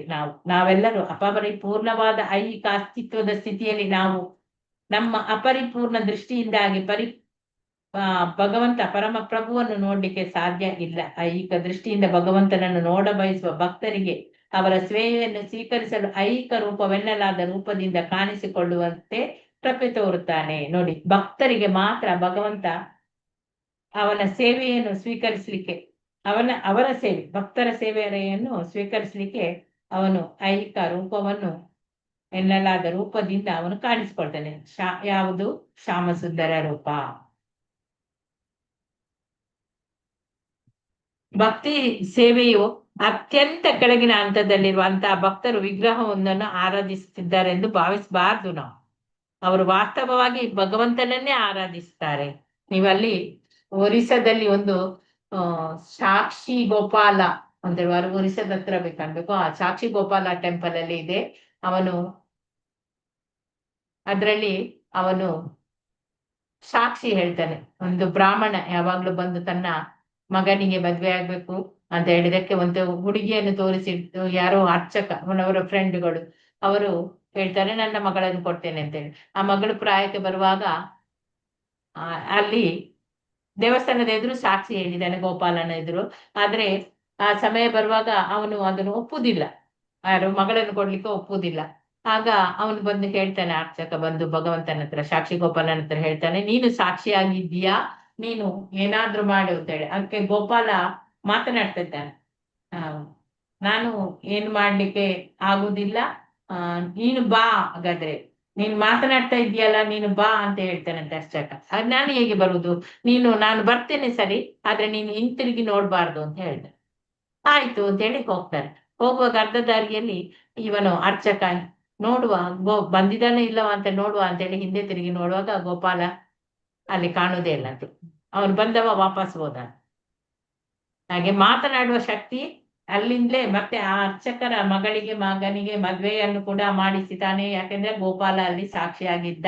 ಆ ಮಾತನ್ನ ಅವನು ನಡೆಸಿ ಕೊಡ್ತಾನೆ ಆ ಅರ್ಚಕರ ಮಗನಿಗೆ ಅವನ ಫ್ರೆಂಡ್ ಇಂದ ಮಗಳನ್ನು ಮತ್ತೆ ಮದ್ವೆ ಆಗ್ತದೆ ಅಂತ. ಅದಕ್ಕೆ ಅಲ್ಲಿ ಸಾಕ್ಷಿ ಗೋಪಾಲ ಅಂತ ಹೇಳಿ ಹೆಸರು. ಒರಿಸ್ಸಾದಲ್ಲಿ ಇದೆ, ಹೋಗಿದ್ದೇನೆ, ನೆನಪಿಲ್ಲ ಎಲ್ಲಿ ತನಕ ಬಂತು. ಹೀಗೆ ಇಲ್ಲಿ ಅರ್ಚಾ ವಿಗ್ರಹದ ರೂಪದಲ್ಲಿ ಕಾಣಿಸಿಕೊಳ್ಳಬಹುದು. ಆ ರೂಪಗಳು ಮರ, ಕಲ್ಲು ವಿಗ್ರಹಗಳು. ಈಗ ಇಲ್ಲಿ ಅರ್ಚಾ ವಿಗ್ರಹವನ್ನು ಕೆಳಗಿನ ಹಂತದಲ್ಲಿರುವಂತಹ ಭಕ್ತರು ವಿಗ್ರಹವೊಂದನ್ನು ಆರಾಧಿಸುತ್ತಾರಂತೆ ಭಾವಿಸಬಾರದು. ಅವನೆದುರು ಸುಗಮ್ಯವಾದ ರೀತಿಯಲ್ಲಿ ಕಾಣಿಸಿಕೊಳ್ಳಲು ಒಪ್ಪಿದ್ದಾನೆ. ಅರ್ಚಾ ವಿಗ್ರಹವನ್ನು ವಿಗ್ರಹ ಆರಾಧಕನ ಇಚ್ಛಾನುಸಾರವಾಗಿ ಅದು ರೂಪಿಸಿಲ್ಲ. ತನ್ನ ಸಕಲ ಪರಿಕಾರಗಳೊಂದಿಗೆ ಅದು ಶಾಶ್ವತವಾಗಿ ಇದೆ. ಇದನ್ನು ಪ್ರಾಮಾಣಿಕ ಭಕ್ತನು, ನಾಸ್ತಿಕನಲ್ಲ, ವಾಸ್ತವವಾಗಿ ಅವನು ಅನುಭವಿಸುತ್ತಾನೆ. ಅಟೆಂಡೆನ್ಸ್ ಒಂದು ಸ್ಕ್ರೀನ್ ಶಾಟ್ ತೆಗೆದು ಕಳಿಸಿ ಪ್ರಭುಜಿ. ಯಾರಾದ್ರು ಯಾರು ತೆಗಿತೀರಿ? ಗುರುಪ್ರಸಾದ, ಯಾರು? ಹನುಮಂತ್ ಪ್ರಭುಜಿ, ನೀವು ತೆಗೆದು ನಂಗೆ ಕಳಿಸಿ ಪ್ರಭುಜಿ. ಸರಿ ಮಾತಾಜಿ ಕಳಿಸ್ತೀನಿ. ಹರೇ ಕೃಷ್ಣ. ಇಲ್ಲಿ ಇಷ್ಟರಲ್ಲಿ ಭಗವಂತ, ನಾನಿಲ್ಲಿ ಟಿಕ್ ಮಾರ್ಕ್ ಮಾಡ್ತೇನೆ, ಇದನ್ನು ನಾಳೆ ವಿವರಿಸೋಣ. ವಿವರಿಸಬಹುದು, ಸ್ವಲ್ಪ ಒಂದು 10-15 ನಿಮಿಷದೊಳಗೆ ಮುಗೀತದೆ. ವಿವರಿಸಿ ಬಿಡ್ತೇನೆ, ಯಾಕೆ ಸುಮ್ಮನೆ ನಾಳೆಗೇಡು. ತಾನು ತನ್ನ ಭಕ್ತನ ಶರಣಾಗತಿಗೆ ತಕ್ಕಂತೆ ಅವನೊಡನೆ ಸಂಪರ್ಕ ಹೊಂದಿರುವುದಾಗಿ ಭಗವಂತನು ಭಗವದ್ಗೀತೆಯಲ್ಲಿ 4ನೇ ಅಧ್ಯಾಯದ 11ನೇ ಶ್ಲೋಕದಲ್ಲಿ ಹೇಳಿದ್ದಾನೆ. ಸಿಕ್ಕವರಿಗೆಲ್ಲ ಅವನು ತನ್ನನ್ನು ತೋರ್ಪಡಿಸಿಕೊಳ್ಳುವುದಿಲ್ಲ. ಎಲ್ಲರಿಗೂ ಎಲ್ಲ ಕಡೆಯಲ್ಲಿ ಭಗವಂತ ಕಾಣುವುದಿಲ್ಲ, ನಮಗೂ ಕಾಣಲಿಲ್ಲ ಎಷ್ಟೊಂದನ್ನು. ತನಗೆ ಶರಣಾದವರಿಗೆ ಮಾತ್ರ ಅವನು ಕಾಣಿಸಿಕೊಳ್ಳುತ್ತಾನೆ. ಹಾಗಾದ್ರೆ ನಾವು ಶರಣಾಗತರಾಗ್ಲಿಲ್ಲ. ಶರಣಾಗತನಾದವನಿಗೆ ಅವನು ಯಾವಾಗ್ಲೂ ಕೈಗೆ ಸಿಗ್ತಾನಂತೆ. ಆದ್ರೆ ಶರಣಾಗತನಾದವನಿಗೆ ಅವನು ಆಗದವನಿಗೆ ಅವನು ದೂರ ಇರ್ತಾನೆ. ಆದ್ದರಿಂದ ಅವನು ನಮ್ಗೆ ಏಟಾಕುವುದಿಲ್ಲ. ಈಗ ಗೊತ್ತಾಯ್ತಾ ನಮ್ಗೆ ಯಾಕೆ ಭಗವಂತ ಕಾಣುವುದಿಲ್ಲ ಅಂತೇಳಿ? ಹರೇ ಕೃಷ್ಣ. ಹೌದು ಮಾತಾಜಿ. ಗೊತ್ತಾಯ್ತು ಮಾತಾಜಿ. ಈಗ ನಮ್ಗೆ ಯಾಕೆ ಕಾಣುವುದಿಲ್ಲ ಅಂತೇಳಿ ಗೊತ್ತಾಯ್ತು. ಈ ಸಂಬಂಧವನ್ನು ವೈದಿಕ ಗ್ರಂಥದಲ್ಲಿ ಅನೇಕ ವೇಳೆ ಬರುವ ಸಗುಣ ಮತ್ತೆ ನಿರ್ಗುಣ ಎಂಬ ಪದಗಳು, ಇಲ್ಲಿ ನೋಡಿ ಸಗುಣ ಮತ್ತೆ ನಿರ್ಗುಣ, ಈ ಪದಗಳು ತುಂಬಾ ಮುಖ್ಯ. ಸಗುಣ ಎಂದರೆ ಭಗವಂತನು ಕಾಣಿಸಿಕೊಂಡಾಗ ಅವನಿಗೆ ದೃಗೋಚರವಾದ ಗುಣಗಳು ಇದ್ರೂ ಐಹಿಕ ರೂಪದಲ್ಲಿ ಕಾಣಿಸಿಕೊಂಡ್ರು ಅವನು ಐಹಿಕ ಪ್ರಕೃತಿಯ ನಿಯಮಗಳಿಗೆ ಒಳಪಡ್ತಾನೆ ಎಂದ ಅರ್ಥವಲ್ಲ. ಅವನು ಕೃಷ್ಣನಾಗಿ ಬಂದಾಗ ಕೂಡ ಅವನು ಐಹಿಕದಲ್ಲಿ ಅವನಿಗೆ ಆ 3 ಗುಣಗಳು ಏನು ಮಾಡ್ಲಿಕ್ಕೆ ಆಗುದಿಲ್ಲ. ಅವನೇ ಕಂಟ್ರೋಲರ್ ಅವನು. ಆ 3 ಗುಣಗಳು ಯಾವುದು ಮರ್ತೋಯ್ತಾ? ಇದ್ದೀರಾ? ಸಾತ್ವಿಕ, ಸತ್ವಗುಣ, ರಜಗುಣ, ತಾಮಸ ಗುಣ. ಯಾಕೆಂದ್ರೆ ಇಲ್ಲಿ ಆ ಐಹಿಕ ಆಧ್ಯಾತ್ಮಿಕ ಶಕ್ತಿಗಳ ನಡುವೆ ಇರುವ ಭೇದವಿಲ್ಲ. ಏಕೆಂದ್ರೆ ಅವನೇ ಸಕಲ ಶಕ್ತಿಗಳ ಮೂಲ, ಸರ್ವಶಕ್ತಿಗಳ ಮೂಲ ಭಗವಂತನೇ. ಅವನೇ ಎಲ್ಲ ಶಕ್ತಿಗಳ ನಿಯಾಮಕನಾದ ಅವನು ಯಾವುದೇ ಸಮಯದಲ್ಲಿ ಯಾವುಗಳ ಪ್ರಭಾವದಲ್ಲಿ ಇರಲು ಸಾಧ್ಯವಿಲ್ಲ. ನಾವಾದ್ರೂ ಅದರ ಪ್ರಭಾವದಲ್ಲಿ ಇದ್ದೇವೆ. ಈ 3 ಗುಣಗಳ ಪ್ರಭಾವದಲ್ಲಿ ನಾವು ಮುಳುಗಿಕೊಂಡು ಇಲ್ಲಿ ಏನೇನೋ ಮಾಡ್ತಾ ಇದ್ದೇವೆ ಅಲ್ಲವಾ? ಅವನು ಆ 3 ಶಕ್ತಿಗಳಿಂದ ಗುಣಗಳಿಂದ ನಾವು ಹೊರಗೆ ಬರ್ಬೇಕು. ಹೊರಗೆ ಬಂದು ಪರಮಾತ್ಮನ ಭಗವಂತನ ಪರಿಶುದ್ಧ ಭಕ್ತಿಯನ್ನು ನಾವು ಪಡಿಬೇಕು. ಆಗ ನಮ್ಗೆ ಆ 3 ಗುಣಗಳು ನಮ್ಮಿಂದ ಬಿಟ್ಟು ಹೋಗ್ತವೆ. ಭಗವಂತ ನಿತ್ಯ ಸ್ವರೂಪಿ, ಆದಿ ಪುರುಷವನು. ಅವನ ನಿರಾಕಾರ ಸ್ವರೂಪವು ಅಥವಾ ಬ್ರಹ್ಮ ಜ್ಯೋತಿಯು ಅವನ ದೇಹದ ಕಿರಣಗಳ ಸ್ಫುರಣ. ಸೂರ್ಯನ ಕಿರಣಗಳು ಸೂರ್ಯ ದೇವನ ಸ್ಫುರಣದಂತೆ. ಇಲ್ಲಿ ಭಗವಂತ ಐಹಿಕ ಶಕ್ತಿ, ಯಾಕಂದ್ರೆ ಇಲ್ಲಿ ಸೂರ್ಯ ಬ್ರಹ್ಮನ್ ಅಂತ ಹೇಳಿದ ಕೂಡಲೇ ದೇಹ ಕಾಂತಿ, ಸೂರ್ಯನ ಕಿರಣ. ನಾವು ನೋಡಿದೆವು ಬ್ರಹ್ಮನ್ ಸಾಕ್ಷಾತ್ಕಾರ, 3 ಸಾಕ್ಷಾತ್ಕಾರ ಇದೆಯಲ್ಲ, ಬ್ರಹ್ಮನ್ ಸಾಕ್ಷಾತ್ಕಾರ, ಪರಮಾತ್ಮ ಸಾಕ್ಷಾತ್ಕಾರ, ಮತ್ತೆ ಇನ್ನೊಂದು ಭಗವಾನ್ ಸಾಕ್ಷಾತ್ಕಾರ. ನಾವು ಫಸ್ಟ್ ನೋಡುವಾಗ ಬ್ರಹ್ಮನ್ನ ಹೊರಮೈ ಮಾತ್ರ ಕಾಣ್ತೇವೆ. ಹಾಗೆ ಇಲ್ಲಿ ಕಿರಣಗಳು ಸೂರ್ಯನಿಗೆ ಹೋಲಿಸಿದ್ದಾರೆ, ಸೂರ್ಯನ ಕಿರಣಗಳು. ಇನ್ನು ಸ್ವಲ್ಪ ಮುಂದೆ ಹೋದಾಗ ಆ ಸೂರ್ಯನ ತಟ್ಟೆಯನ್ನು ನೋಡಿದಾಗ ಅದು ಪರಮಾತ್ಮ. ಹಾಗೆ ಒಳಗಿರುವ ವಿವಾಸ್ವಾನನನ್ನು ಕಂಡಾಗ ಭಗವಾನ್ ಸಾಕ್ಷಾತ್ಕಾರ. ಹಾಗೆ ಅದೇ ರೀತಿಯಲ್ಲಿ ಇಲ್ಲಿ ಸೂರ್ಯನ ಕಿರಣ, ಸೂರ್ಯನ ದೇವನ ಸ್ಮರಣದಂತೆ. ಮಗು ಪ್ರಹ್ಲಾದ ಮಹಾರಾಜ, ಅವನು ತಂದೆ ನಾಸ್ತಿಕನಾಗಿದ್ದಾನೆ. ಅವನ ಎದುರಿಗೆ ತಂದೆ ಕೇಳ್ತಾನೆ, ನಿನ್ನ ದೇವರು ಎಲ್ಲೆಲ್ಲೂ ಇದ್ದಾನೆಂದು ನೀನು ಪ್ರಹ್ಲಾದನ ಹೇಳಿದಾಗ ದೇವರು ಅರಮನೆಯ ಕಂಬಗಳಲ್ಲೊಂದರಲ್ಲಾದ್ರೂ ಇದ್ದಾನೆಯಾ ಅಂತ ತಂದೆ ಕೋಪದಲ್ಲಿ ಕೇಳ್ತಾನೆ. ಆಗ ಮಗು ಹೌದು ಅಂತ ಹೇಳ್ತದೆ. ಆಗ ಆ ನಾಸ್ತಿಕ ಯಾರು? ಹಿರಣ್ಯಕಶಿಪು ತನ್ನ ಎದುರಿಗಿದ್ದ ಒಂದು ಕಂಬವನ್ನು ಗದೆಯಿಂದ ನುಚ್ಚು ನೂರಿ ಮಾಡ್ತಾನೆ. ಆಗ ಕೂಡ್ಲೆ ನರಸಿಂಹದೇವರು ಬರ್ತಾರೆ ಹೊರಗೆ, ಅರ್ಧ ಮನುಷ್ಯ ಅರ್ಧ ಸಿಂಹ ರೂಪದಲ್ಲಿ. ಆ ನಾಸ್ತಿಕ ರಾಜನನ್ನು ಅವನು ಸಂಹಾರ ಮಾಡ್ತಾನೆ. ಆಗ ಭಗವಂತನು, ಯಾರು ನಾಸ್ತಿಕ? ಅಲ್ಲಿ ಹಿರಣ್ಯಕಶಿಪು. ಹೀಗೆ ಭಗವಂತನು ಪ್ರತಿಯೊಂದರ ಒಳಗೂ ಕೂಡ ಇರ್ತಾನೆ, ಹೊರಗೂ ಕೂಡ ಇರ್ತಾನೆ. ಕಂಬದ ಒಳಗೆ ಕೂಡ ಇದ್ದ, ಹೊರಗೆ ಕೂಡ ಬಂದ ಅಲ್ಲವಾ? ಅವನ ಶಕ್ತಿ ಯಾವ ರೀತಿ ಇದೆ ಅಂತ ಹೇಳಿ ಅಳೆಯಲಿಕ್ಕೆ ಸಾಧ್ಯ ಇಲ್ಲ. ಪ್ರಾಮಾಣಿಕ ಭಕ್ತ ಆಗಿದ್ದ ಯಾರು? ಪ್ರಹ್ಲಾದ ಮಹಾರಾಜ. ಅದಕ್ಕ ಅವನು ಅಸುರರಲ್ಲಿ ಹುಟ್ಟಿದ್ರು ಕೂಡ ಅವನು ಪ್ರಾಮಾಣಿಕ ಭಕ್ತನಾಗಿದ್ದ.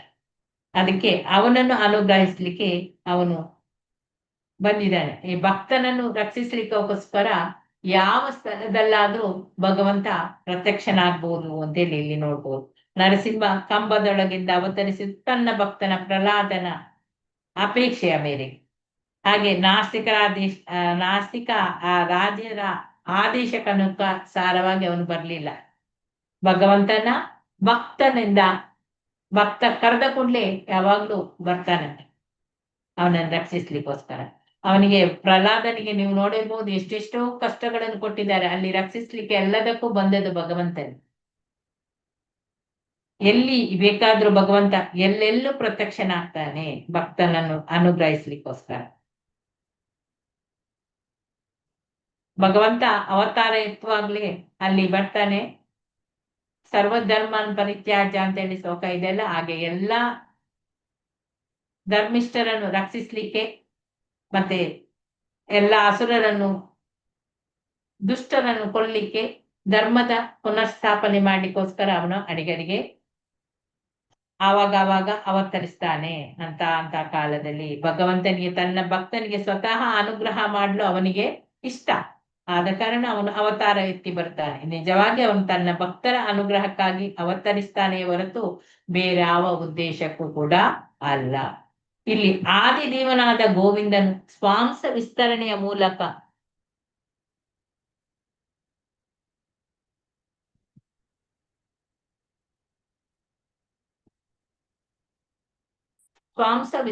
ಮೂಲಕ ಎಲ್ಲದರ ಒಳಗೆ ಕೂಡ ಪ್ರವೇಶಿಸ್ತಾನೆ ಅಂತ ಹೇಳಿ ಬ್ರಹ್ಮ ಸಂಹಿತೆಯಲ್ಲಿ ಕೂಡ ಹೇಳಿದೆ.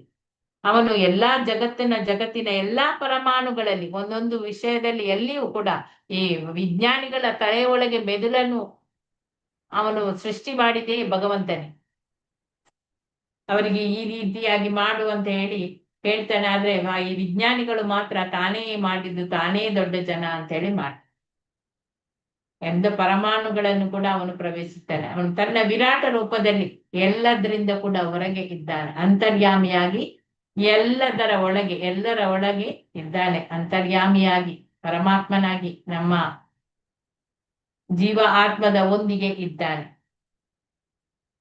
ನಾವು ಮಾಡಿದಕ್ಕೆ ಪ್ರತಿಫಲವನ್ನು ಕರ್ಮ ಫಲವಾಗಿ ಭಗವಂತ ನೀಡ್ತಿದ್ದಾನೆ. ನಮ್ಮ ಹಿಂದಿನ ಜನ್ಮಗಳಲ್ಲಿ ನಾವು ಮಾಡಿರೋದನ್ನು ನಾವು ಮರೆಯಬಹುದು. ನಾವು ಮರ್ತಿದ್ದೇವೆ, ನಮ್ಗೆ ಗೊತ್ತಿದೆಯಾ ನಾವು ಯಾವ ಜನ್ಮದಲ್ಲಿ ಇದ್ದೇವು ಅಂತೇಳಿ? ಯಾರಿಗಾದ್ರೂ ಗೊತ್ತಿದೆಯಾ? ನೆನಪಿದೆಯಾ? ಇಲ್ಲ ಮಾತಾಜಿ. ಹಾಗೆ ನಮ್ಮ ಕರ್ಮ ಫಲವಾಗಿ ನಾವು ಅದನ್ನೆಲ್ಲ ಅವನು ನನ್ಗೆ ಕೊಟ್ಟಿದ್ದಾನೆ ಜನ್ಮ, ಆದ್ರೆ ನಾವೆಲ್ಲವನ್ನು ಮರ್ತು ಬಿಟ್ಟಿದ್ದೇವೆ. ನಮ್ಗೆ ಗೊತ್ತಿಲ್ಲ ನಮ್ಮ ಮೊದಲಿನ ಜನ್ಮದಲ್ಲಿ ಯಾರ ತಂದೆ ತಾಯಿ ಏನು ಅಂತೇಳಿ ನಮ್ಗೆ ಏನು ಗೊತ್ತಿಲ್ಲ. ಇನ್ನು ಮುಂದೆ ಕೂಡ ನಮ್ಗೆ ಯಾರು ಏನು ಅಂತೇಳಿ ನಮ್ಗೆ ಗೊತ್ತಿಲ್ಲ. ನಾವಾಗ ಈ ಜನ್ಮದನ್ನು ಕೂಡ ಮರ್ತು ಬಿಡ್ತೇವೆ.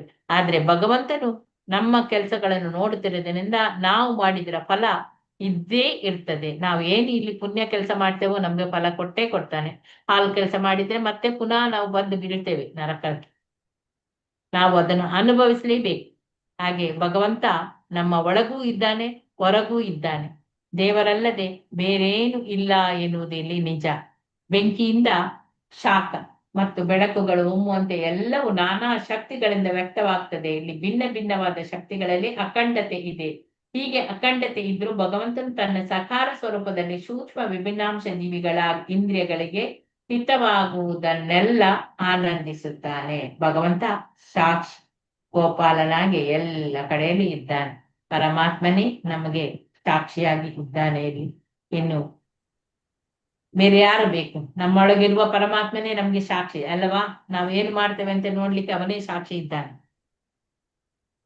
ಆರ್ಗ್ಯುಮೆಂಟ್ ಮಾಡಬಾರ್ದಂತೆ ಗುರುಗಳ ಹತ್ರ. ನಾವು ವಿನಯದಿಂದ ಗುರುಗಳಲ್ಲಿ ಕೇಳ್ಬೇಕು. ಗುರುಗಳ ಮುಖಾಂತರನೇ ಭಗವದ್ಗೀತೆ ಯಾವುದೇ ಆಗ್ಲಿ ಆ ಗುರುಗಳ ದಾಸರಿಂದ ನಾವು ಕೇಳ್ಬೇಕು.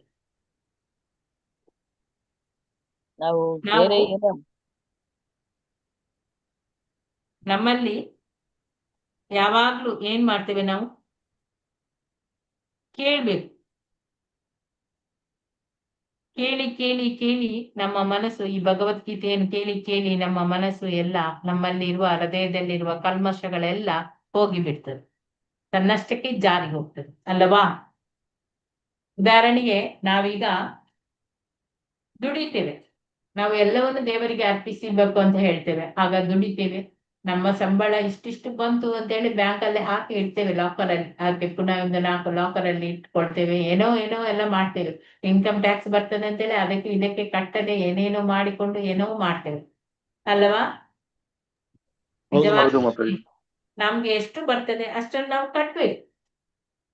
ಅದಕ್ಕೆ ಏನ್ ಮಾಡ್ತೇವೆ ನಾವು, ಹೋಗ್ಲಿ ಆ ದೇವರಿಗಾದ್ರೂ ಹೋಗಿ ಮುಟ್ಲಿ ಅಂತೇಳಿ ದೇವರಿಗಾದ್ರೂ ಕೊಡ್ತೇವೆ ಅಲ್ಲವಾ.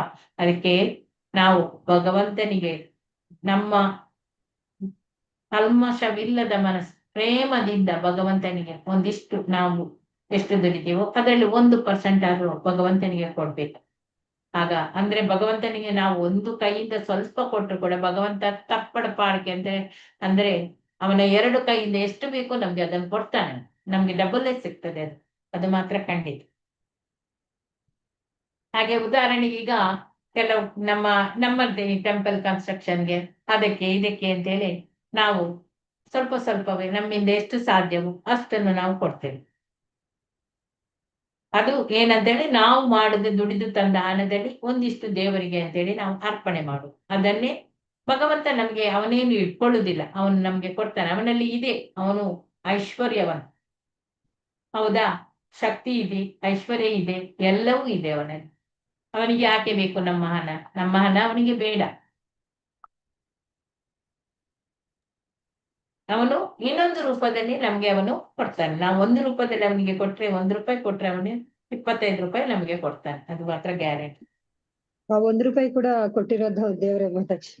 ಆ ಆ 1 ರೂಪಾಯಿ ಕೂಡ ದೇವ್ರೆ ಕೊಟ್ಟಿರೋದು. ನಾವ್ ಹಾಕೋ ಆ 1 1 ರೂಪಾಯಿ ಕೊಟ್ಟದ್ದು ಕೂಡ ದೇವರೇ, ಮತ್ತೆ ಯಾರು ಕೊಡ್ತಾನೆ ನಮ್ಗೆ?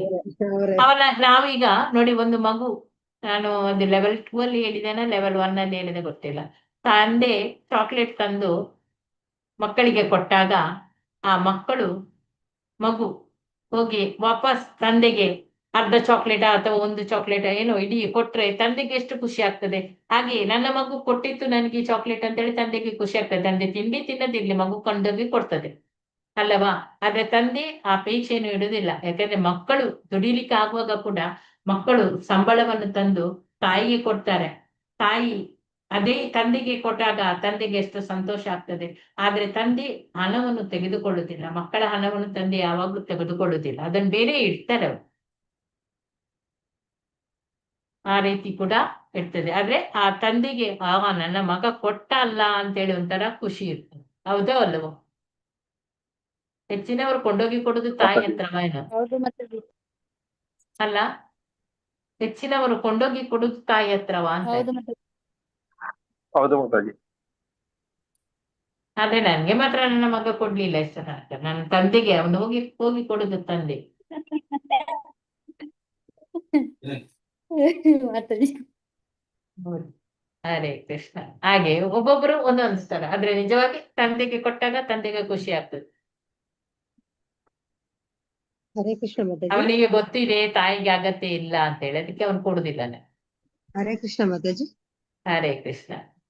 ಮಾತಾಜಿ ವಾಂಛಾಕಲ್ಪತರುಭ್ಯಶ್ಚ ಕೃಪಾ ಸಿಂಧುಭ್ಯ ಏವ ಚ ಪತಿತಾನಾಂ ಪಾವನೇಭ್ಯೋ ವೈಷ್ಣವೇಭ್ಯೋ ನಮೋ ನಮಃ. ಇವತ್ತಿ ನಿಮ್ಗೆ ಈಗ ಇನ್ನು ಆಗೋದಿಲ್ಲ ಬಿಡಿ. ನಾಳೆ ನೀವು ಆ 5ನೇ ಶ್ಲೋಕವನ್ನು ಸರಿಯಾಗಿ ಓದಿಕೊಳ್ಳಿ. ಏನಾದ್ರೂ ಡೌಟ್ ಇದ್ರೆ ಕೇಳಿ. ಏನಾದ್ರೂ ಡೌಟ್ ಇದೆಯಾ ಇದ್ರಲ್ಲಿ 5ನೇ ಶ್ಲೋಕದಲ್ಲಿ? ಇದಕ್ಕೆ ಬೇಕಾದ್ರೆ ನೀವೊಂದು ಆ ಭಗವಂತನ ಇದಕ್ಕೆ ಬೇಕಾದ್ರೆ ಬಾವಿ ಕಪ್ಪೆ, ಸಮುದ್ರ ಕಪ್ಪೆ, ನಾವೀಗ ಬಾವಿ ಕಪ್ಪೆ ಹಾಗೆ ಇದ್ದೇವೆ ಅಲ್ಲವಾ. ಸಮುದ್ರದ ಕಪ್ಪೆ ಬಂದು ನನ್ನ ಸಮುದ್ರ ಎಷ್ಟು ದೊಡ್ಡದು ಇದೆ ಅಂತ ಹೇಳುವಾಗ ನಾವು ಒಪ್ಪುದಿಲ್ಲ, ನಾವೆಲ್ಲ ಬಾವಿಯ ಕಪ್ಪೆಗಳು. ಸಮುದ್ರ ಕಪ್ಪೆ ಭಗವಂತ ಹೇಳ್ತಾನೆ, ನನ್ನ ಇಷ್ಟೆಲ್ಲ ಐಶ್ವರ್ಯಗಳು ಇದೆ, ಎಲ್ಲಾ ಶಕ್ತಿ, ಎಲ್ಲ ಸೌಂದರ್ಯ, ಎಲ್ಲ ಐಶ್ವರ್ಯ, 6 ಷಡೈಶ್ವರ್ಯಗಳು ಇದೆ ಅಂತ ಹೇಳಿದ್ರೆ ನಮ್ಗೆ ಅದು ಒಪ್ಲಿಕ್ಕೆ ಇಲ್ಲ. ನಾವೊಂದು ಲಿಮಿಟೆಡ್, ನಮ್ಗೆ ಒಂದು ಸ್ವಲ್ಪ ಜ್ಞಾನ ಇರ್ಬೋದು, ಆದ್ರೆ ಭಗವಂತನಲ್ಲಿ ಅಪಾರವಾದ ಜ್ಞಾನ ಇದೆ. ನಮ್ಗೆ ನಾವು ಹೇಳಿದ್ದೆ ಸರಿ ಅಂತೇಳಿ ನಮ್ಮಲ್ಲಿ, ಹಾಗೆ ಬಾವಿ ಕಪ್ಪೆ ಆಗಿ ನನ್ನ ಬಾವಿ ಇದು ಎಷ್ಟು ಮೇಲಿದೆ ಅದೇ ದೊಡ್ಡದು, ಅದೇ ನಾನು ಹೇಳಿದೆ ಸರಿ ಅಂತ ಹೇಳೋದು ಆಗಿಸ್ತದೆ. ಹಾಗೆ ನಾವು ಅಲ್ಲವಾ, ನಾವೆಲ್ಲ ಹಾಗೆ ಅಲ್ಲ, ನಾವು ಹೇಳಿದೆ ಸರಿ ಅಂತೇಳಿ ನಮ್ಮದು ವಾದ. ಹರೇ ಕೃಷ್ಣ ಮಾತಾಜಿ. ಹರೇ ಕೃಷ್ಣ ಮಾತಾಜಿ. ಹರೇ ಕೃಷ್ಣ. ಹೇಳಿ ಮಾತಾಜಿ, ನೀವು ರೆಕಾರ್ಡ್ ಕಳಿಸ್ತೀನಿ ಅಂತ ಹೇಳಿದ್ರಲ್ಲ, ಫಸ್ಟ್ ಪೀಠಿಕೆ ಮಾಡಿದ್ದು 2 ಕ್ಲಾಸ್ದು, ಆದ್ರೆ ಒಂದೇ ಕ್ಲಾಸ್ ರೆಕಾರ್ಡ್ ಕಳಿಸ್ಲಿಲ್ಲ ಅಲ್ಲ ಮಾತಾಜಿ ನಾನು? ಮಾತಾಜಿ ಒಂದೇ ಒಂದು ಕ್ಲಾಸ್ ಕಳಿಸಿದ್ದೀರಾ ಮಾತಾಜಿ, ಆದ್ರೆ ಫಸ್ಟ್ ಕ್ಲಾಸ್ ಕಳಿಸಿಲ್ಲ ಮಾತಾಜಿ, ಎರಡನೇ ದಿವಸದ ಫಸ್ಟ್ ಕ್ಲಾಸ್ ಕಳಿಸಿದ್ದೀರಾ? ಇದು ರೆಕಾರ್ಡಿಂಗ್ ಆಗಿದೆ ಅಲ್ಲ ಮಾತಾಜಿ, ಅದು ಯೂಟ್ಯೂಬ್ ಅಲ್ಲಿ ಹೋಗಿದ ಅಂತೇಳಿ ಅಲ್ಲ ಮಾತಾಜಿ? ಪ್ರಭುಜಿ ಫಸ್ಟ್ ಕ್ಲಾಸ್ ಇಲ್ಲ ಮಾತಾಜಿ, ಕಳಿಸಿಲ್ಲ. ನೀವು ಆಡಿಯೋ ಮಾತ್ರ ಇಲ್ಲ ಇಲ್ಲ, ಕಳಿಸಿದ್ದೀರಾ? ಅದನ್ನು ಪೀಠಿಕೆಯನ್ನು ರೆಕಾರ್ಡ್ ಮಾಡಿದ್ದಾರೆ ಮಾತಾಜಿ, ಯೂಟ್ಯೂಬ್ ಅಲ್ಲಿ ಹಾಕಿದ್ದಾರೆ. ಹೆಚ್ಚಿನ ಹೌದಾ ವಿಷಯ ಇದ್ರೆ ನಾನು ಕಳಿಸ್ತೇನೆ ಮಾತಾಜಿ, ನೋಡ್ತೇನೆ ಹ್ಮ್, ಯಾವ ಓಕೆ. ಗ್ರೂಪ್ ಅಲ್ಲಿ ಹಾಕಿದ್ದಾರೆ ಅಂತ ಗೊತ್ತಿಲ್ಲ. ಮಾತಾಜಿ ಇವತ್ತಿನ ಕ್ಲಾಸು ಇದು ನಾನು ರೆಕಾರ್ಡೆಡ್ ಇದೆಯಾ? ಹಾಕ್ತೇನೆ ಪ್ರಭುಜಿ, ನಾನು ಹಾಕ್ತೇನೆ. ಅಲ್ಲ ಇವತ್ತು ಯೂಟ್ಯೂಬ್ ಮಾಡಿದ್ದಾರೆ ಮಾತಾಜಿ, ನೋಡಿ ಗ್ರೂಪ್ ಅಲ್ಲಿ ಇರ್ಬೇಕು, ಯೂಟ್ಯೂಬ್ ಅಲ್ಲಿ ಹಾಕಿದ್ದಾರೆ. ಅದಕ್ಕೆ ಅದು ಸ್ಕ್ರೀನ್ ಕಟ್ ಆಯ್ತು ನಂದು ನಡುವಿನಲ್ಲಿ. ಇದೆ ಮಾತಾಜಿ, ಗ್ರೂಪ್ ಅಲ್ಲಿ ಇದೆ ಅಲ್ಲ? ಬಂದಿದೆ. ಹೌದೌದು, ಇವತ್ತಿಂದಿದೆ. ಯಾಕಂದ್ರೆ ನಾನೀಗ ಲೈವ್ ಸ್ಟಾಪ್ ಮಾಡಿದೆ, ಹಾಗೆ ನಂಗೆ ಗೊತ್ತಾಯ್ತದು ಉಂಟು ಅಂತ. ಇವತ್ತೊಂದು ಬಂದಿದೆ ಮಾತಾಜಿ, ಈ ನಡುವೆದೆಲ್ಲ ನಿಮ್ಗೆ ಇದೆ ಯಾವಾಗದ್ದು ಮಾತಾಜಿ. ಬರ್ಲಿಲ್ಲ? ಫಸ್ಟ್ ಡೇ ನಾನು ನೆಕ್ಸ್ಟ್ ಮಾತಾಜಿ, ಇಲ್ಲ ಇನ್ನು ಮಾತಾಜಿ. ಕೆಲವರೆಲ್ಲ ಈಗ ಹೊಸಬ್ರು ಸೇರಿದವರು ಯಾರಿದ್ದೀರಾ ಅವರು ಸ್ವಲ್ಪ ನಿಂತುಕೊಂಡು ನಂಗೆ ಫೋನ್ ನಂಬರ್ ಕೊಡಿ, ನಿಮ್ಮನ್ನ ಆ ಗ್ರೂಪ್ಗೆ ಸೇರಿಸ್ತೇನೆ, ಮತ್ತೆ ಎಲ್ಲ ಅವನ್ನ ಹಾಕ್ತೇನೆ ಮಾತಾಜಿ. ಇಲ್ಲ ಅಡಿಗಡಿಗೆ ಆಗ್ತಾ ಇರ್ಬೇಕು, ನಿಮ್ಗೆ ಅದು ತುಂಬಾ ಮೊಬೈಲ್ ಲೋಡ್ ಆಗ್ತದೆ. ಮಾತಾಜಿ ಎರಡನೇ 28 ಜನ ಇದ್ರು ನಾನು ಮಾತಾಜಿ, ಎಲ್ಲವನ್ನು ಇವಾಗ ಪುನಃ 18 ಜನ ಹಾಕ್ತೇನೆ ಇದ್ದಾರೆ. ಮಾತಾಜಿ, ಎಲ್ಲವನ್ನು ಪುನಃ ಆ ಗ್ರೂಪಿಗೆ ಹಾಕ್ತೇನೆ. ಯಾಕಂದ್ರೆ ಇನ್ನೂ ಒಂದು 2 ಗುಂಪಿನವರು ಬರ್ಲಿಕ್ಕೆ ಇದ್ದಾರಂತೆ, ಅದಕ್ಕೆ ಅವರಿಗೂ ಬೇಕಲ್ಲ ಮಾತಾಜಿ, ಆಗ ನಾನು ಹಾಕ್ತೇನೆ ಎಲ್ಲವನ್ನು ಒಟ್ಟಿಗೆ. ಅಲ್ಲ ಮಾತಾಜಿ, ಸ್ಟಾರ್ಟಿಂಗ್ ಅಲ್ಲಿ 28 ಜನ ಇದ್ರು ಮಾತಾಜಿ, ಇವಾಗ 18 ಜನ ಇದ್ದಾರೆ. ಕಡಿಮೆ ಆಗ್ಬಿಟ್ಟಿದ್ದಾರೆ. ಈಗ ಇಲ್ಲ, ಆಗ ಇದ್ರು ಮಾತಾಜಿ 22 ಜನ. 28 ಇದ್ರು ಮಾತಾಜಿ, 28 ಇದ್ರು. 28 ಹೌದು, ಆಗ ಇದ್ರು. ಅವರೆಲ್ಲ ಹೊರಟು ಬಿಟ್ಟಿದ್ದಾರೆ ಮಾತಾಜಿ, ಅವ್ರು ಹೊಸಬ್ರೇ ಏನೋ ಮಾತಾಜಿ, ಅವರು ನಂಬರ್ ಕೊಟ್ರೆ ತಾನೇ ಆಡ್ ಮಾಡಕ್ಕಾಗುತ್ತೆ. ಹೌದು, ಆಡ್ ಮಾಡ್ಲಿಕ್ಕೆ ಆಗುದಿಲ್ಲ, ನಾಳೆ ನೋಡೋಣ. ಅಂದ್ರೆ ಈಗ ಈ ಕ್ಲಾಸ್ ಇದೆ ಅಲ್ಲ, ಸ್ವಲ್ಪ ಬೇಗ ಬಂದ್ರು ಸಹ ಆ ಕ್ಲಾಸ್ ಅಲ್ಲಿ ಇದಾಗ್ತದೆ, ಯಾರು ಏನು ಅಂತೇಳಿ ಗೊತ್ತಾಗುದಿಲ್ಲ, ಬೇಗ ಬರ್ಲಿಕ್ಕೂ ಆಗುದಿಲ್ಲ. ಅದಕ್ಕೆ ನಾನು ಲೇಟ್ ಆಗಿ ಜಾಯ್ನ್ ಆಗಿ ಎಲ್ಲರದು. ವಿಜಯ್ ಅವರು ಹೊಸಬ್ರ? ವಿಜಯ್ ಪ್ರಭುಜಿ, ಸುಮಾ ಪ್ರಭುಜಿ, ನಿಮ್ಮ ನಂಬರ್ ಆಡ್ ಆಗಿದೆ ಹೊಸ ಗ್ರೂಪ್ ಅಲ್ಲಿ, ಲೆವೆಲ್ 3 ಅಲ್ಲಿ, ಗುಂಪು 3ರಲ್ಲಿ, ಲೆವೆಲ್ 3. ಸುಮಾ ಮಾತಾಜಿ ಆಡ್ ಆಗಿದ್ದೀರಾ? ಹಾ ಮಾತಾಜಿ. ಆಡ್ ಆಗಿದ್ದೀರಿ, ಓಕೆ. ಕನಕಲತಾ ಆಡ್ ಆಗಿದ್ದೀರಾ? ಆಡ್ ಆಗಿದೆ. ಆಡ್ ಆಗಿದ್ದೀರಿ, ಓಕೆ. ಇನ್ಯಾರಿದ್ದಾರೆ ಗೊತ್ತಿಲ್ಲ, ಮತ್ತೆಲ್ಲ ಇದ್ರಲ್ಲಿದ್ದವರೆಲ್ಲ ಆಡ್ ಆಗಿದ್ದಾರೆ. ಹರೇ ಕೃಷ್ಣ, ಎಲ್ಲರಿಗೂ ಧನ್ಯವಾದಗಳು, ಎಲ್ಲರಿಗೂ ಈ ದಿನ ಒಳ್ಳೇದಾಗ್ಲಿ. ಕೇಳ ಮಾತಾಜಿ. ಹಾ ಹೇಳಿ. ಅದೇ ಮಾತಾಜಿ, ಅದೇ ನಮ್ಮ ಆಫೀಸ್ ಅಲ್ಲಿ ಇವತ್ತು ಡಿಸ್ಕಷನ್ ನಡೀತಾಯಿತು. ಅಂದ್ರೆ ಇವ್ರು ಶ್ರೀರಾಮಚಂದ್ರ ಅದೇ ಶಿವನ್ ಪೂಜೆ ಮಾಡ್ತಾ ಇದ್ರಂತ. ಸೊ ನಾನ್ ಹೇಳಿದೆ ಅವ್ರಿಗೆ, ಇವ್ರು ಪೂಜೆ ಮಾಡ್ತಾ ಇದ್ದಿದ್ದು ಇವ್ರನ್ನ ಯಾರನ್ನು? ರಂಗನಾಥ ಸ್ವಾಮಿನ ಪೂಜೆ ಮಾಡ್ತಾ ಇದ್ರಂತ ನಾನ್ ಹೇಳಿದೆ ಮಾತಾಜಿ.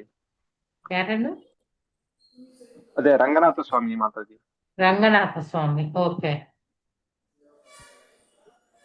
ಅವರನ್ನು ಪೂಜೆ ಮಾಡಿ. ರಂಗನಾಥ ಸ್ವಾಮಿ ಕೂಡ ಇದೆಯಲ್ಲ, ಈ ವಿಷ್ಣುವಿಂದೇ ಇದಲ್ಲ?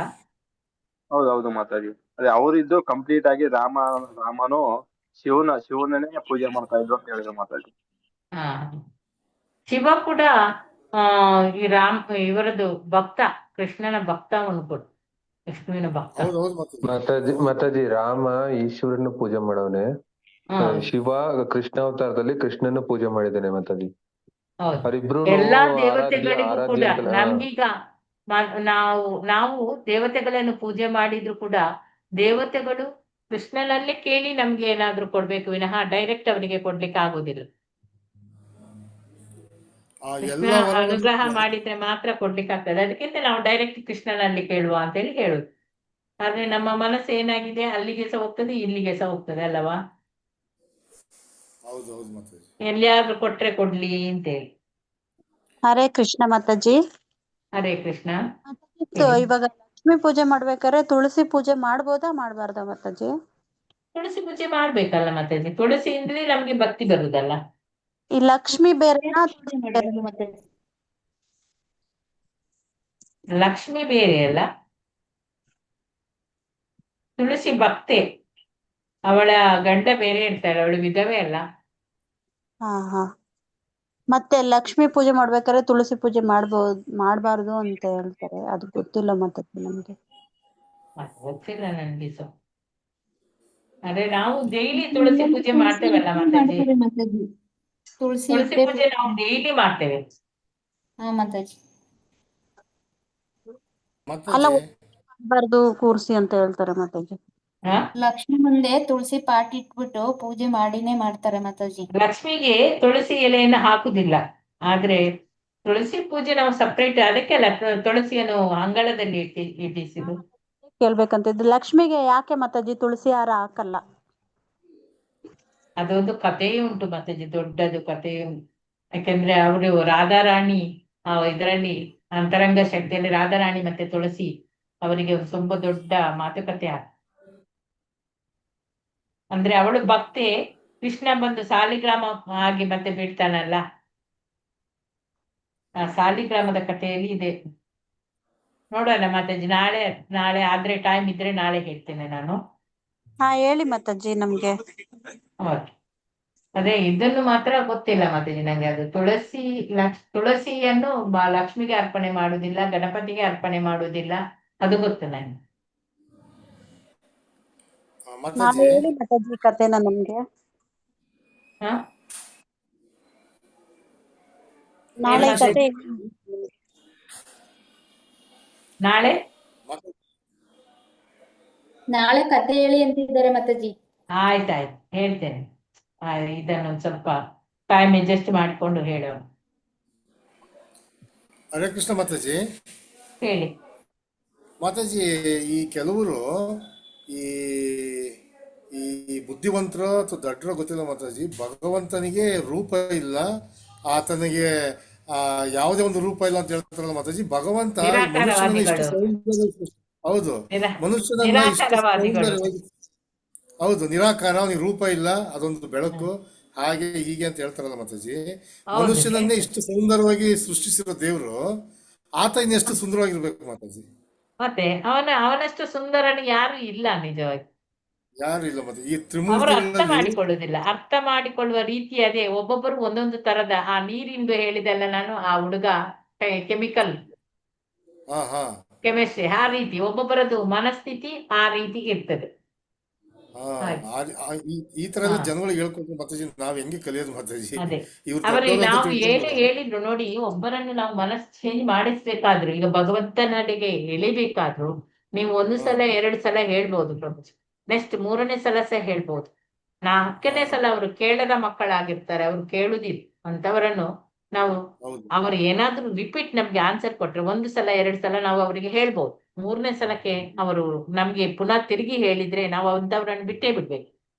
ಬಿಟ್ಬಿಡ್ಬೇಕು. ನಿಮ್ಗೆ ಹೌದು ಯಾವಾಗ ಮಾತಾಜಿ, ಬುದ್ಧಿ ಬರ್ತದ ಆಗ ನೀವು ಮಾಡ್ತೀರಾ ಅಂತ ಹೇಳಿ ಬಿಟ್ಟು ಬಿಡ್ಬೇಕು. ತನ್ನಷ್ಟಕ್ಕೆ ಬಂದು ಬರ್ತಾರೆ ನೋಡಿ. ಹೌದು ಮಾತಾಜಿ. ದಶಾವತಾರದಲ್ಲಿ, ಕೃಷ್ಣನ ಅವತಾರದಲ್ಲಿ ಕೃಷ್ಣನೇ ಅತಿ ಸೌಂದರ್ಯವಂತ ಅಂತ ಎಲ್ಲಾ ವರ್ಣನೆಯಲ್ಲೂ ಬರುತ್ತೆ ಮಾತಾಜಿ. ಹೌದು ತ್ರಿಮೂರ್ತಿಗಳಲ್ಲಿ ವಿಷ್ಣುನೇ ಅತಿ ಸುಂದರವಾದಂತ ಹೇಳ್ತಾರೆ ಮಾತಾಜಿ. ಹೌದು, ನಿಜವಾಗಿ ವಿಷ್ಣುವೇ ಆಮೇಲೆ ಸುಂದರ.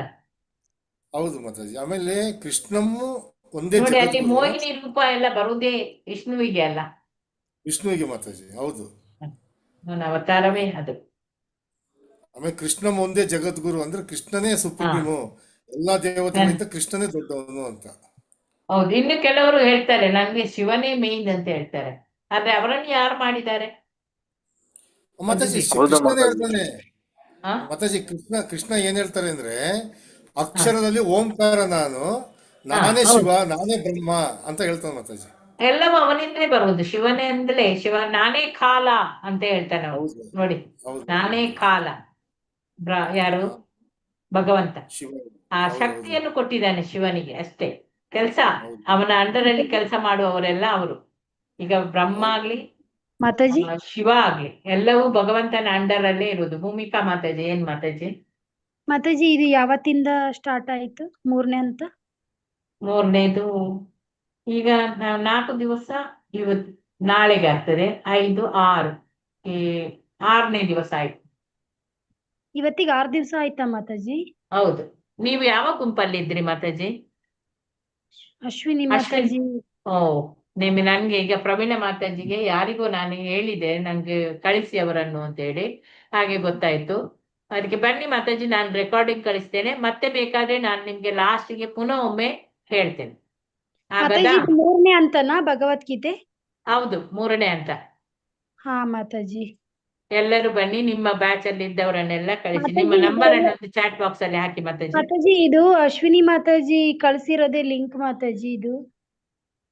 ಇದು ಎಲ್ಲರಿಗೂ ಒಂದೇ ತರದ ಲಿಂಕ್ ಮಾತಾಜಿ, ಎಲ್ಲರಿಗೂ ಒಂದೇ ಲಿಂಕ್. ಹೌದು ಅಲ್ಲ ಮಾತಾಜಿ, ಇದನ್ನ ನಮ್ಗೆ ನಿಮ್ಗೆ ಅಶ್ವಿನಿ ಅದು ಮಾತಾಜಿ ಟೈಮಿಂಗ್ಸ್ ಅನ್ನು ಕಳ್ಸಿದ್ದಾರೆ. ಹೇಳಲಿಕ್ಕೆ, ಅಂದ್ರೆ ನೀವು ಯಾರು ಬರ್ತೀರಿ ಅಂತ ಹೇಳಿ ನಮ್ಗೆ ಗೊತ್ತಾಗ್ಲಿಲ್ಲ. ಅಶ್ವಿನಿ ಮಾತಾಜಿ ಹೇಳಿದ್ರಂತೆ ಅಟೆಂಡೆನ್ಸ್ ಲಿಂಕ್ ಅವರ ಹತ್ರವೇ ಇರ್ಬೇಕು, ಅವರು ಕಳಿಸ್ಬೇಕಿತ್ತು, ಅವರು ಕಳಿಸ್ಲಿಲ್ಲ. ಹಾಗೆ ಅವ್ರು ನಮ್ಗೆ ಕಳ್ಸಿದ್ದಾರೆ ಹೇಳಲಿಕ್ಕೆ ಮಾತಾಜಿ, ಈ ಲಿಂಕ್ ಅವರೇ ಕಳ್ಸಿರೋದು ನನ್ಗೆ.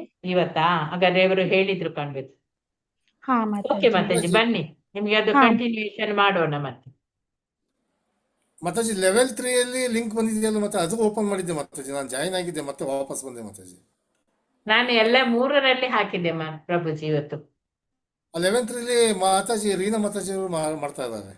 ಹಾ ಹೌದು, ಅವರು ಅದ್ರಲ್ಲಿ ಹಾಕಿದ್ರ ಏನು. ನಾನು ಅದನ್ನು ಇದಕ್ಕೆ ಆಡ್ ಮಾಡ್ಲಿಕ್ಕೆ, ಅಂದ್ರೆ ಕೆಲವರಿಗೆ ಗೊತ್ತಿರುವುದಿಲ್ಲ ಅಲ್ಲ ಪ್ರಭುಜಿ, ಅದಕ್ಕೆ ನಾನು ಇದಕ್ಕೆ ಎಲ್ಲ ಕಡೆಗೆ ಹಾಕ್ತಾ ಇದ್ದೇನೆ. ಹಾ ಸರಿ ಮಾತಾಜಿ. ಭೂಮಿಕಾ ಮಾತಾಜಿ ಹಾಕಿದ್ರ ಚಾಟ್ ಬಾಕ್ಸ್ ಅಲ್ಲಿ, ಅಥವಾ ನಂಬರ್ ಹೇಳ್ತೀರಾ? ಹಾ ಮಾತಾಜಿ.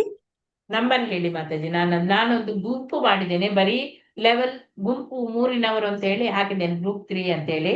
ಆ ಗುಂಪಲ್ಲಿ ನಿಮಗೆ ಎಲ್ಲ ಮೆಸೇಜ್ಗಳು ಬರ್ತಾ ಇರ್ತದೆ. ಹಾ ಮಾತಾಜಿ, ಹೇಳ ಮಾತಾಜಿ. ಹೇಳಿ, ಒಂದ್ ನಿಮಿಷ ನಾನು ಬರ್ದಿಟ್ಕೊಳ್ತೇನೆ. ಹೇಳಿ ಮಾತಾಜಿ. 80 ಹಾ 880 ಹಾ 344 ಹಾ 54. ಓಕೆ. ಹಾ ಇನ್ನೊಬ್ರು ಯಾರೋ ಮೆಸೇಜ್ ಹಾಕಿದ್ರು.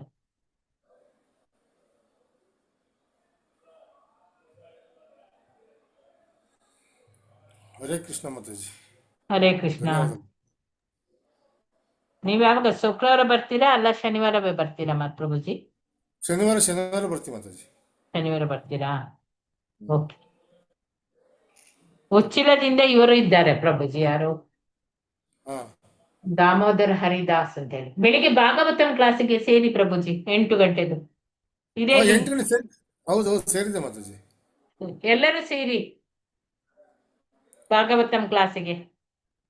ಹರೇ ಕೃಷ್ಣ. ಬೆಳಿಗ್ಗೆ 8 ಗಂಟೆಗೆ ಸೇರಿ. ಮತ್ತೆ 5:45ಕ್ಕೆ ಕೃಷ್ಣನ ಲೀಲೆ ಬಗ್ಗೆ ಹೇಳಿದೆ. ಇವತ್ತು ನಾನು ಹೇಳಿದೆ, ನಾಳೆ ಇನ್ನೊಂದು ಮಾತಾಜಿ ಹೇಳ್ತಾರೆ, ಬಾಲ್ಯ ಲೀಲೆ. ಕಾಲೇ ಗಂಟೆ ಇರುದು, 5:45ರಿಂದ 6 ಗಂಟೆಯವರೆಗೆ. ಮಾತಾಜಿ ಆ ವಿಡಿಯೋ ಹಾಕಲ್ವ ಮಾತಾಜಿ ಗ್ರೂಪ್ಗೆ? ಅದು ವಿಡಿಯೋ ಹಾಕ್ಲಿಲ್ಲ ಪ್ರಭುಜಿ. ನಾನು ರೆಕಾರ್ಡಿಂಗ್ ಮಾಡಿದೆ, ಅದು ವಿಡಿಯೋ ಹಾಕ್ಲಿಕ್ಕೆ ಏನು ಹೇಳಲಿಲ್ಲ, ಇಲ್ಲದಿದ್ರೆ ಹಾಕ್ತಿದ್ದೆ ನಾನು. ಹಾಕಿ ಮಾತಾಜಿ. ನಾನು ನಿಮ್ಗೆ ಈ ಗುಂಪಲ್ಲಿ ಹಾಕ್ತೇನೆ, ನಾಳೆ ಎಲ್ಲರೂ ಜಾಯ್ನ್ ಆಗಿ. ಓಕೆ ಮಾತಾಜಿ. ಸರಿ ಮಾತಾಜಿ. 5:45ಕ್ಕೆ. ಸರಿ ಮಾತಾಜಿ. ಹರೇ ಹರೇ ಕೃಷ್ಣ ಮಾತಾಜಿ. ಧನ್ಯವಾದ. ಮಾತಾಜಿ, ಧನ್ಯವಾದಗಳು. ಹರೇ ಕೃಷ್ಣ. ಟೆಂಪಲ್ಗೆ ಬನ್ನಿ ಎಲ್ಲರೂ, 2 ದಿವಸದ ಉಂಟು ಪ್ರೋಗ್ರಾಮ್, ಎಲ್ಲರೂ ಬನ್ನಿ. ಕನ್ನಡದವರು ನಾವು ಕಡಿಮೆ ಮಂದಿ ಇದ್ದೇವೆ. ಹ್ಞೂ ಮಾತಾಜಿ, ನನಗೆ ಅದೇ ಬೇಜಾರಾಯ್ತು ಮಾತಾಜಿ.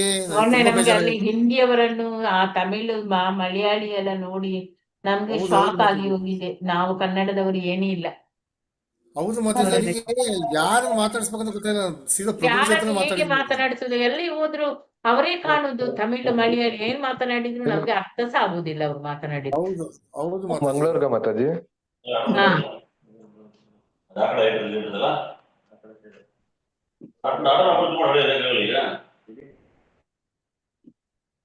ಏನ್ ಅಲ್ಲಿ ಮಾತಾಜಿ? ಬಂದ್ರೆ ಎಲ್ಲ ವ್ಯವಸ್ಥೆನೂ ಇರುತ್ತಾ ಮಾತಾಜಿ? ಏನ್ ಮಾತಾಜಿ? ಎಲ್ಲ ವ್ಯವಸ್ಥೆನೂ ಇರುತ್ತಾ ಅಲ್ಲಿ? ಆ ವ್ಯವಸ್ಥೆ ಇದೆ ಮಾತಾಜಿ, ನೀವು ಬರುದಾದ್ರೆ ನಾವು ವ್ಯವಸ್ಥೆ ಎಲ್ಲವನ್ನು ಮಾಡಿಸ್ತೇವೆ.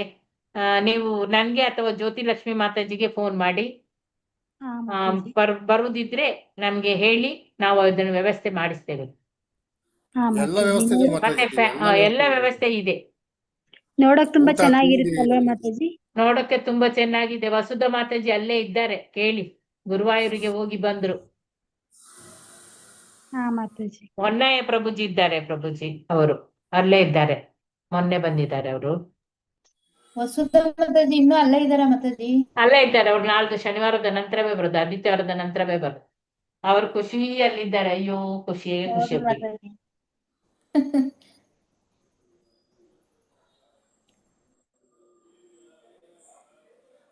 ಕೇಳಿ ಕೃಷ್ಣಮೂರ್ತಿ ಮಾತಾಜಿ ಪ್ರಭುಜಿ ಹತ್ರ ಕೇಳಿ ಹೇಗೆ ಕೃಷ್ಣ ಉಂಟು ಅಂತೇಳಿ. ಮಾತಾಜಿ ಕೃಷ್ಣ ಜನ್ಮಾಷ್ಟಮಿಗೆ ಕೃಷ್ಣನ ಹಾಡು ಸಹ ಹೇಳ್ಬೋದಾ? ಅಯ್ಯೋ ಮಾತಾಜಿ ಅಗತ್ಯವಾಗಿ ಹೇಳ್ಬೋದು. ಯಾವ್ದು ಎಂತ ಅಲ್ಲ ನಾಟಕಗಳೆಲ್ಲ ಕೇಳಿ ಪ್ರಭುಜಿ ಹತ್ರ. ನಾಟಕಗಳೆಲ್ಲ ಆಡಿದ್ರು ಮಾತಾಜಿ, ಎಲ್ಲ ಲೈವ್ ವಿಡಿಯೋ ಸಮೇತ ಇರುತ್ತೆ, ಮತ್ತೆ ಡ್ಯಾನ್ಸಿಂಗ್ ಇರುತ್ತೆ, ಮತ್ತೆ ನಿಮಗೆ ಪ್ರಿಯವಾದ ಊಟ ತಿಂಡಿ ವ್ಯವಸ್ಥೆ ಎಲ್ಲ ಇದೆ. ಮಲಗಕ್ಕೆ ಸಪ್ರೇಟ್ ರೂಮ್ಗಳು ಇದಾವೆ. ನಮಗೆ ಸಪ್ರೇಟ್ ರೂಮ್ ಕೊಟ್ಟಿದ್ರು ಇಲ್ಲ, ಪ್ರಭುಜಿ ಇದು ಅವರು. ಇದು ಮಾತಾಜಿ ಫೋನಲ್ಲಿ ಇರುತ್ತಂತಲ್ಲ ಮಾತಾಜಿ ಕ್ಲಾಸು, ಆತರ ಎಲ್ಲ ಮಕ್ಕಳಿಂದ ಮಾಡಿಸ್ಬೋದಂತಲ್ಲ ಮಾತಾಜಿ, ಅದು ಆನ್ಲೈನ್ ಕೇಳ್ದೆ. Online online. ಅದು ಮೊದ್ಲೇ ರಿಜಿಸ್ಟ್ರೇಷನ್ ಆಗ್ಬೇಕಾ ಏನೋ ಗೊತ್ತಿಲ್ಲ. ನಾಳೆ ನೀವು ಬೆಳಿಗ್ಗೆ 8 ಗಂಟೆದು ಭಾಗವತಂ ಕ್ಲಾಸಿಗೆ ಬನ್ನಿ ಮಾತಾಜಿ. ಆಗ ನಾನು ಕೇಳ್ತೇನೆ ಪ್ರಭುಜಿ ಹತ್ರ, ಅಲ್ಲಿ ಪ್ರಭುಜಿ ಹತ್ರ ಚರ್ಚೆ ಮಾಡೋಣ ಏನು ಅಂತೇಳಿ. ಇವತ್ತು ಆಯ್ತಾ ಅಂತೇಳಿ ಒಂದು. ಹಾ ಮಾತಾಜಿ. ಇವತ್ತು ಹೆಚ್ಚಿನ ಅಂಶ ಕೃಷ್ಣವೇಷ ಸ್ಪರ್ಧೆಯ ಶ್ಲೋಕ ವಾಯನ ಪರಮ ಮಂಗಳ ಮಾತಾಜಿ ಇದ್ದಾರೆ, ಅವರಿಗೆ ಗೊತ್ತಿದೆ, ಅವರ ಮಗಳು ಮಾಡಿದ್ದಾರೆ. ಇಲ್ಲ ಅವರು ಲೆಫ್ಟ್ ಆದ್ರು. ನಾನು ರಾಧೆ ಇವತ್ತು ಹಾಡು ಮಾಡ್ಬೇಕಂತ ಇದ್ದೆ ಮಾತಾಜಿ. ಹಾಡು ಇದ್ದ ನನ್ ಮಗಳಿಗೆ ರಾಧೆ ಮಾಡೋಣ ಅಂತ ಇದ್ದೆ ಮಾತಾಜಿ. ರಾಧೆ ಆಗಂಗಿಲ್ಲ, ಕೃಷ್ಣನೇ ಆಗ್ಬೇಕು ಅಂದ್ರು, ಅದಕ್ಕೆ ಸುಮ್ಮನಾಗ್ಬಿಟ್ಟೆ ಹೌದೌದು, ಮಾತಾಜಿ. ಈ ಸಲ ರಾಧೆ ಇಲ್ಲ ಕೃಷ್ಣನೇ, ಎಲ್ಲ ಕೃಷ್ಣಗಳೇ ಬಂದಿದ್ದಾರೆ. ಅವಳು ಕೃಷ್ಣನ್ ವೇಷ ಹಾಕೊಂಡಲ್ಲ ಅಂದ್ಲು ಮಾತಾಜಿ. ದೊಡ್ಡವಳಿದಾಳಲ್ಲ, 10 ವರ್ಷದವಳಿದಾಳ, ಅದಕ್ಕೆ ಸುಮ್ಮನಾಗ್ಬಿಟ್ಟೆ. ಅಲ್ಲ ಡ್ರೆಸ್ ಹಾಕ್ಬೋದು ಮಾತಾಜಿ, ಬ್ಲೂ ಕಲರ್ ಡ್ರೆಸ್ ಸಿಗ್ತದಲ್ಲ, ಅದನ್ನ ಹಾಕಿದ್ರೆ ಆಯ್ತು. ಅದೇ ರಾಧೆ ಹಾಕ್ತೀನಿ, ನಾನ್ ಕೃಷ್ಣ ಆಗಲ್ಲ ಅಂದ್ಲೆ ಮಾತಾಜಿ, ಅದೇ ಸುಮ್ಮನಾಗ್ಬಿಟ್ವಿ. ಹೌದು. ಓಕೆ, ನೋಡಿ ಡ್ರಾಯಿಂಗ್ ಎಲ್ಲ ಕಾಂಪಿಟಿಷನ್ ಇದ್ರೆ ಪರಮ ಮಂಗಳ ಮಾತಾಜಿ ಹತ್ರ ಇರ್ಬೇಕು ಲಿಂಕ್ ಎಲ್ಲ. ನೋಡೋಣ, ನಾಳೆ ಅವರು ಬಂದ್ರೆ ನಾನು ಹೇಳ್ತೇನೆ ಅವರಿಗೆ, ಮತ್ತೆ ಬೆಳಿಗ್ಗೆ ಕೇಳ್ತೇನೆ. ನೋಡುವ, ಎಲ್ಲೆದ್ದು ಇದ್ರೆ ಗ್ರೂಪ್ ಅಲ್ಲಿ ಹಾಕ್ಬೋದು. ಮಾತಾಜಿ ನಾನು ವಿಡಿಯೋ ತೆಗೆದಿದ್ದೀನಲ್ಲ, ಕೆಲವೊಂದು ವಿಡಿಯೋಗಳು ಅಲ್ಲಿ ಆ ಭಜನೆ ಮಾಡಿದ್ದು ಮತ್ತೆ ಭರತನಾಟ್ಯ ಆಡಿದ್ದು, ಆ ವಿಡಿಯೋ ಗ್ರೂಪ್ ಹಾಕ್ಬೋದಾ ಮಾತಾಜಿ ನಾವು? ಬಗ್ಗೆ ಹಾಕಿ ಪ್ರಭುಜಿ, ನಿಮ್ಗೆ ಹಾಕ್ಲಿಕ್ಕೆ ಆಗ್ತದೆ, ನೀವು ಅಡ್ಮಿನ್ ಆಗ್ಬೇಕು. ಹಾ ಸರಿ ಸರಿ ಮಾತಾಜಿ. ನನಗೆ ಕಳಿಸಿ ಪ್ರಭುಜಿ, ನಾನು ಗ್ರೂಪಿಗೆ ಹಾಕ್ತೇನೆ. ಸರಿ ಮಾತಾಜಿ. ನಿಮ್ ನಂಬರ್ ಇಲ್ಲ ಮಾತಾಜಿ, ನನಗೆ ಆ್ಯಡ್ ಮಾಡ್ಕೊಂಡಿರ್ಲಿಲ್ಲ. ನನ್ನ ನಂಬರ್ ಇಲ್ಲವಾ? ಅಲ್ಲ ನೀವು ಮಾಡಿದ್ರಿ, ಆ ನಂಬರ್ ನಾನು ಆ್ಯಡ್ ಮಾಡ್ಕೊಂಡಿಲ್ಲ, ಗ್ರೂಪಲ್ಲಿ ಇದ್ದೀರಲ್ಲ ಅಂತ ಸುಮ್ಮನೆ ಹಂಗೆ. ಹೌದಾ? 9482 ಒಂದು ನಿಮಿಷ ಮಾತಾಜಿ. 9482 ಹಾ 49 857. ಓಕೆ ಮಾತಾಜಿ, ಧನ್ಯವಾದಗಳು. ರಥಯಾತ್ರೆ ತುಂಬಾ ಚಂದ ಆಗಿದೆ ಅಂತಲ್ಲ. ನನ್ಗೆ ರಥಯಾತ್ರೆ ದಿವಸ ಇಲ್ಲಿ ಮನೆಗೆ ಅದೆಂತ ಸ್ವಲ್ಪ ತೊಂದರೆ ಆಯ್ತು ಮಾತಾಜಿ, ಅಲ್ಲಿ ಇದು ಸೂರತ್ ಜಂಕ್ಷನ್ ಇಂದ ಬಂದಿದ್ದು. ಹೌದೌದು. ಮಳೆ ಇತ್ತಾ? ಇಲ್ಲ ಮಾತಾಜಿ, ಸ್ವಲ್ಪ ತುಂತುರು ಇತ್ತು ಅಷ್ಟೇ, ಅಂತ ಮಳೆ ಏನಿರ್ಲಿಲ್ಲ. ನಾನು ಅಂದ್ರೆ ನಂಗೆ ನಿಲ್ಲಿಕ್ಕೆ ಆಗ್ಲಿಲ್ಲ. ನಾನು ಮತ್ತೆ ರಥಕ್ಕೆ ಒಂದು 3 ಸುತ್ತು ಬಂದೆ, ರಥವನ್ನು ಇದು ಮಾಡಿದೆ, ಜಗನ್ನಾಥನನ್ನು ಕೂತ್ಕೊಳಿಸುವ ತನಕ ಇದ್ದೆ, ಮತ್ತೆ ಬಂದೆ. ಅಂದ್ರೆ ನಂಗೆ ಮನೆಗೆ ಯಕ್ಷಗಾನದವರು ಬಂದಿದ್ರು ಆ ದಿವಸ. ಹಾಗೆ ಅಲ್ಲಿ ಇಲ್ಲಿ ಒಂದು ಕೃಷ್ಣ ಬರ್ತಾನಲ್ಲ ಅಂತ ಹೇಳಿ ಓಡಿ ಬಂದೆ. ಮಾತಾಜಿ ಮನೆ ನಿಮ್ದು ಅಲ್ಲೇ ವಾಸ ಮಂಗಳೂರೇನಾ? ಮಂಗಳೂರೇ ಮಕ್ಕಳು, ಜಂಕ್ಷನ್ ಹತ್ರ. ಸರಿ ಮಾತಾಜಿ. ನಮಗೆ ಅಲ್ಲಿ ಬಸ್ ಕನ್ವೆಂಟ್ ಇಲ್ಲ ಮಾತಾಜಿ, ಆಟೋ ಮಾಡ್ಕೊಂಡು ಹೋಗಿದ್ದು. ಹೌದು, ಅಲ್ಲಿ ಒಳಗೆ ಬಸ್ ಕನ್ವೀನಿಯಂಟ್ ಇಲ್ಲ. ಆದ್ರೆ ನಾನು ಬೆಳಿಗ್ಗೆ, ಈಗ ನಾನಲ್ಲಿ ಸೇವೆಗೆ ಬರ್ತೇನಲ್ಲ ಪ್ರಭುಜಿ, ನಾನು ಬೆಳಿಗ್ಗೆ 7:15 ಡೈರೆಕ್ಟ್ ಮಂಗಳೂರಿನಿಂದ ಒಂದು ಬಸ್ ಇದೆ, ಅದು ಡೈರೆಕ್ಟ್ ಇಸ್ಕಾನ್ಗೆ ಬರ್ತದೆ. ಹಾಗೆ ಅದ್ರಲ್ಲಿ ಬೆಳಗಿನ ಜಾವ 4 ಗಂಟೆಗೆ ಭಜನೆ ತುಂಬಾ ಚೆನ್ನಾಗಾಯ್ತು ಮಾತಾಜಿ. ಅಲ್ಲಿ ತುಂಬಾ ಚಂದ. ಹೌದು, ತುಂಬಾ ಚಂದ ಮಾಡ್ತಾರೆ. ಮತ್ತೆ ಇದು ಸಹ ಅಲ್ಲ, ದರ್ಶನ ಆರತಿ ಸಹ ಒಳ್ಳೆ ಮಾಡ್ತಾರೆ. ಹೌದೌದು, ತುಂಬಾ ಚೆನ್ನಾಗಿತ್ತು. ಶಂಕ ಎಲ್ಲ ಊದ್ತಾರೆ, ಆ ಶಂಕ ಊದೋದು ಬಹಳ ಚೆನ್ನಾಗಿದೆ ಮಾತಾಜಿ. ಭಗವದ್ಗೀತೆಯಲ್ಲಿ ಶ್ರೀಕೃಷ್ಣನೇ ಊದೋ ತರ ಕಾಣುತ್ತೆ ಮಾತಾಜಿ. ಅದು ಹೋಗಿ ಅನುಭವಿಸ್ಬೇಕು, ಆಗ ಗೊತ್ತಾಗ್ತದೆ. ನಂಗೆ ಅಂದ್ರೆ ಕೂತ್ಕೊಳ್ಲಿಕ್ಕೆ ಉಪಾಯ ಇಲ್ಲ, ನಮ್ಮವರಿಗೆ ಅಷ್ಟೊಂದು ಹುಷಾರಿಲ್ಲ, ಅದಕ್ಕೆ ಬೇಕಾಗಿ ನಂಗೆ ಅಲ್ಲಿ ಕೂತ್ಕೊಳ್ಲಿಕ್ಕೆ ಆಗುದಿಲ್ಲ. ಇಲ್ಲಿ ಮಾಡಿಟ್ಟು ನಾನು ಅಲ್ಲಿಗೆ ಬರ್ಬೇಕು. ಹೌದೌದು ಮಾತಾಜಿ. ಮಾತಾಜಿ ಅಲ್ಲಿ ಕನ್ನಡ ಮಾತಾಡದೆ ಕಡಿಮೆ ಅಲ್ಲ ಮಾತಾಜಿ, ಯಾಕೆ ಅಂತ ಗೊತ್ತಾಗ್ಲಿಲ್ಲ. ಎಲ್ಲ ಪ್ರಭುಜಿ ಕೂಡ ಎಲ್ಲ ಹಿಂದಿಲೇ ಮಾತಾಡ್ತಾ ಇದ್ರು. ಕನ್ನಡದವರು ಯಾಕೆ ಗೊತ್ತಿಲ್ಲ ಪ್ರಭುಜಿ, ಬರ್ಲೇ ಇಲ್ಲ ಈ ಸಲ. ಅಂದ್ರೆ ಏನಂತ ಗೊತ್ತಿಲ್ಲ. ಈಗ ನೋಡಿ, ನಾಳ್ದು ಮಲ್ಲಿಕಾ ಮಾತಾಜಿ ಬರ್ತಾರೆ, ಗೀತಾ ಮೋಹನ್ ಮಾತಾಜಿ ಬರ್ಬಹುದು ಶನಿವಾರಕ್ಕೆ. ಇನ್ನು ಬೇರೆ ಯಾರು ಬರ್ತಾರಂತ ಗೊತ್ತಿಲ್ಲ ಸದ್ಯಕ್ಕೆ, ಅಷ್ಟು ಲಿಸ್ಟ್ ಇದೆ. ಗೀತಾ ಗಮ್ಯ ರುಕ್ಮಿಣಿ ಬಾಯಿ ಅವರು ಬಂದಿದ್ರು ಮಾತಾಜಿ. ಅವ್ರು ಬರ್ತಾರೆ ನಾಳ್ದು. ಬಂದಿದ್ರು ಅವತ್ತು ಬಂದಿದ್ರು ಮಾತಾಜಿ. ಆವತ್ತು ಆ ಸಲ ಒಮ್ಮೆ ಬಂದಿದ್ರು, ಈ ಸಲ ಬರ್ತಾರೆ. ಆ ಸಲ ರೈನಾ ಮಾತಾಜಿ ಸಹ ಬಂದಿದ್ರು. ಹಾ ಹಾ ಹಾ ಸರಿ ಆ ಸಲ ಸ್ವಲ್ಪ ಧನ್ಯವಾದಗಳು ಮಂದಿ ಇದ್ರು ಪ್ರಭುಜಿ. ಪರಮಮಂಗಳ ಮಾತಾಜಿ, ಪ್ರವೀಣ ಮಾತಾಜಿ ಅವರೆಲ್ಲ ಇದ್ರು ಹೋದ ಸಲ. ಹಾ ಹಾ ಹಾ ಈ ಸಲ ಎಲ್ಲರಿಗೂ ಒಂದೊಂದೊಂದು ರೀತಿಯ ತಾಪತ್ರಯಗಳು. ಹೌದು ಮಾತಾಜಿ. ಮಳೆ ಬೇರೆ ಅಲ್ಲ, ಅದಕ್ಕೆ ಮಳೆ ಈಗ ಒಂದು ದಿವಸದಿಂದ ಉಂಟು. ಹೌದು ನನಗೆ ಪ್ರಭುಜಿ ರೂಮ್ ಕೊಟ್ಟಿದ್ರು ಮಾತಾಜಿ, ಒಂದು ರೂಮ್ ನನಗೆ ಒಬ್ಬನಿಗೆ ಕೊಟ್ಟಿದ್ರು. ಹೌದೌದು, ಈಗೊತ್ತು ಒನ್ನೆ ಪ್ರಭುಜಿಗೆ ರೂಮ್ ಕೊಟ್ಟಿದ್ರಂತೆ. ಹಾ, ಮತ್ತೆ ಕೆಲ ರೂಮ್ ಅಂದ್ರೆ ಅಲ್ಲೇ ಮೇಲೆ ಅಲ್ಲ, ಟೆಂಪಲ್ ಮೇಲೆ, ಗಂಡಸರಿಗೆಲ್ಲ ಟೆಂಪಲ್ ಮೇಲೆ ಕೊಟ್ಟಿದ್ದಾರೆ. ಹೌದು ಟೆಂಪಲ್ ಮೇಲೆ ತೊಂದ್ರೆ ಈ ಇಲ್ಲ. ಕಡೆ ಎಲ್ಲರೂ ಲೇಡೀಸ್ಗೆ ಸಪರೇಟ್ ಮಾತಾಜಿ. ಲೇಡೀಸಿಗೆ ಇದು ಬ್ರಹ್ಮಚಾರಿಗೆ ಇದು ಬಿಲ್ಡಿಂಗ್ ಹಾ ಅದನ್ನೇ ಕೊಟ್ಟಿದ್ದಾರೆ. ಹೌದು ತೊಂದ್ರೆ ಇಲ್ಲ, ಹೇಗೂ ಮಾಡಿ ಅಡ್ಜಸ್ಟ್ ಮಾಡಿ ಬಿಟ್ಟು. ಇಲ್ಲ ಚೆನ್ನಾಗಿತ್ತು ಮತ್ತೆ ಮಾತಾಜಿ, ಕೆಲವು ಬಹಳ ಚೆನ್ನಾಗಿ. ಮನೆಗಳು ಕೂಡ ಇತ್ತು ಪ್ರಭುಜಿ, ಅದು ಎಲ್ಲ ಈಗ ಹೋಯ್ತಾ ಅಂತೇಳಿ ಗೊತ್ತಿಲ್ಲ. ಮೊದ್ಲೆಲ್ಲ ಮನೆಗಳನ್ನು ಕೊಟ್ಟಿದ್ರು, ಅಂದ್ರೆ ಅದ್ರಲ್ಲಿ 4-5. ಮತ್ತೆ ಕೆಲವರು ಈಗ ಫ್ಯಾಮಿಲಿ ಇದ್ದವರಿಗೆ ಆಗುದಿಲ್ಲ ಅಲ್ಲ ಪ್ರಭುಜಿ, ಅವರನ್ನೆಲ್ಲ ಅವರವರ ಹಣದಿಂದ ಅವರು ಹೋಟ್ಲಿಗೆ ಇದು ಮಾಡ್ತಾರೆ, ಬುಕ್ ನಿಜ ಮಾಡ್ತಾರೆ. ಮಾತಾಜಿ.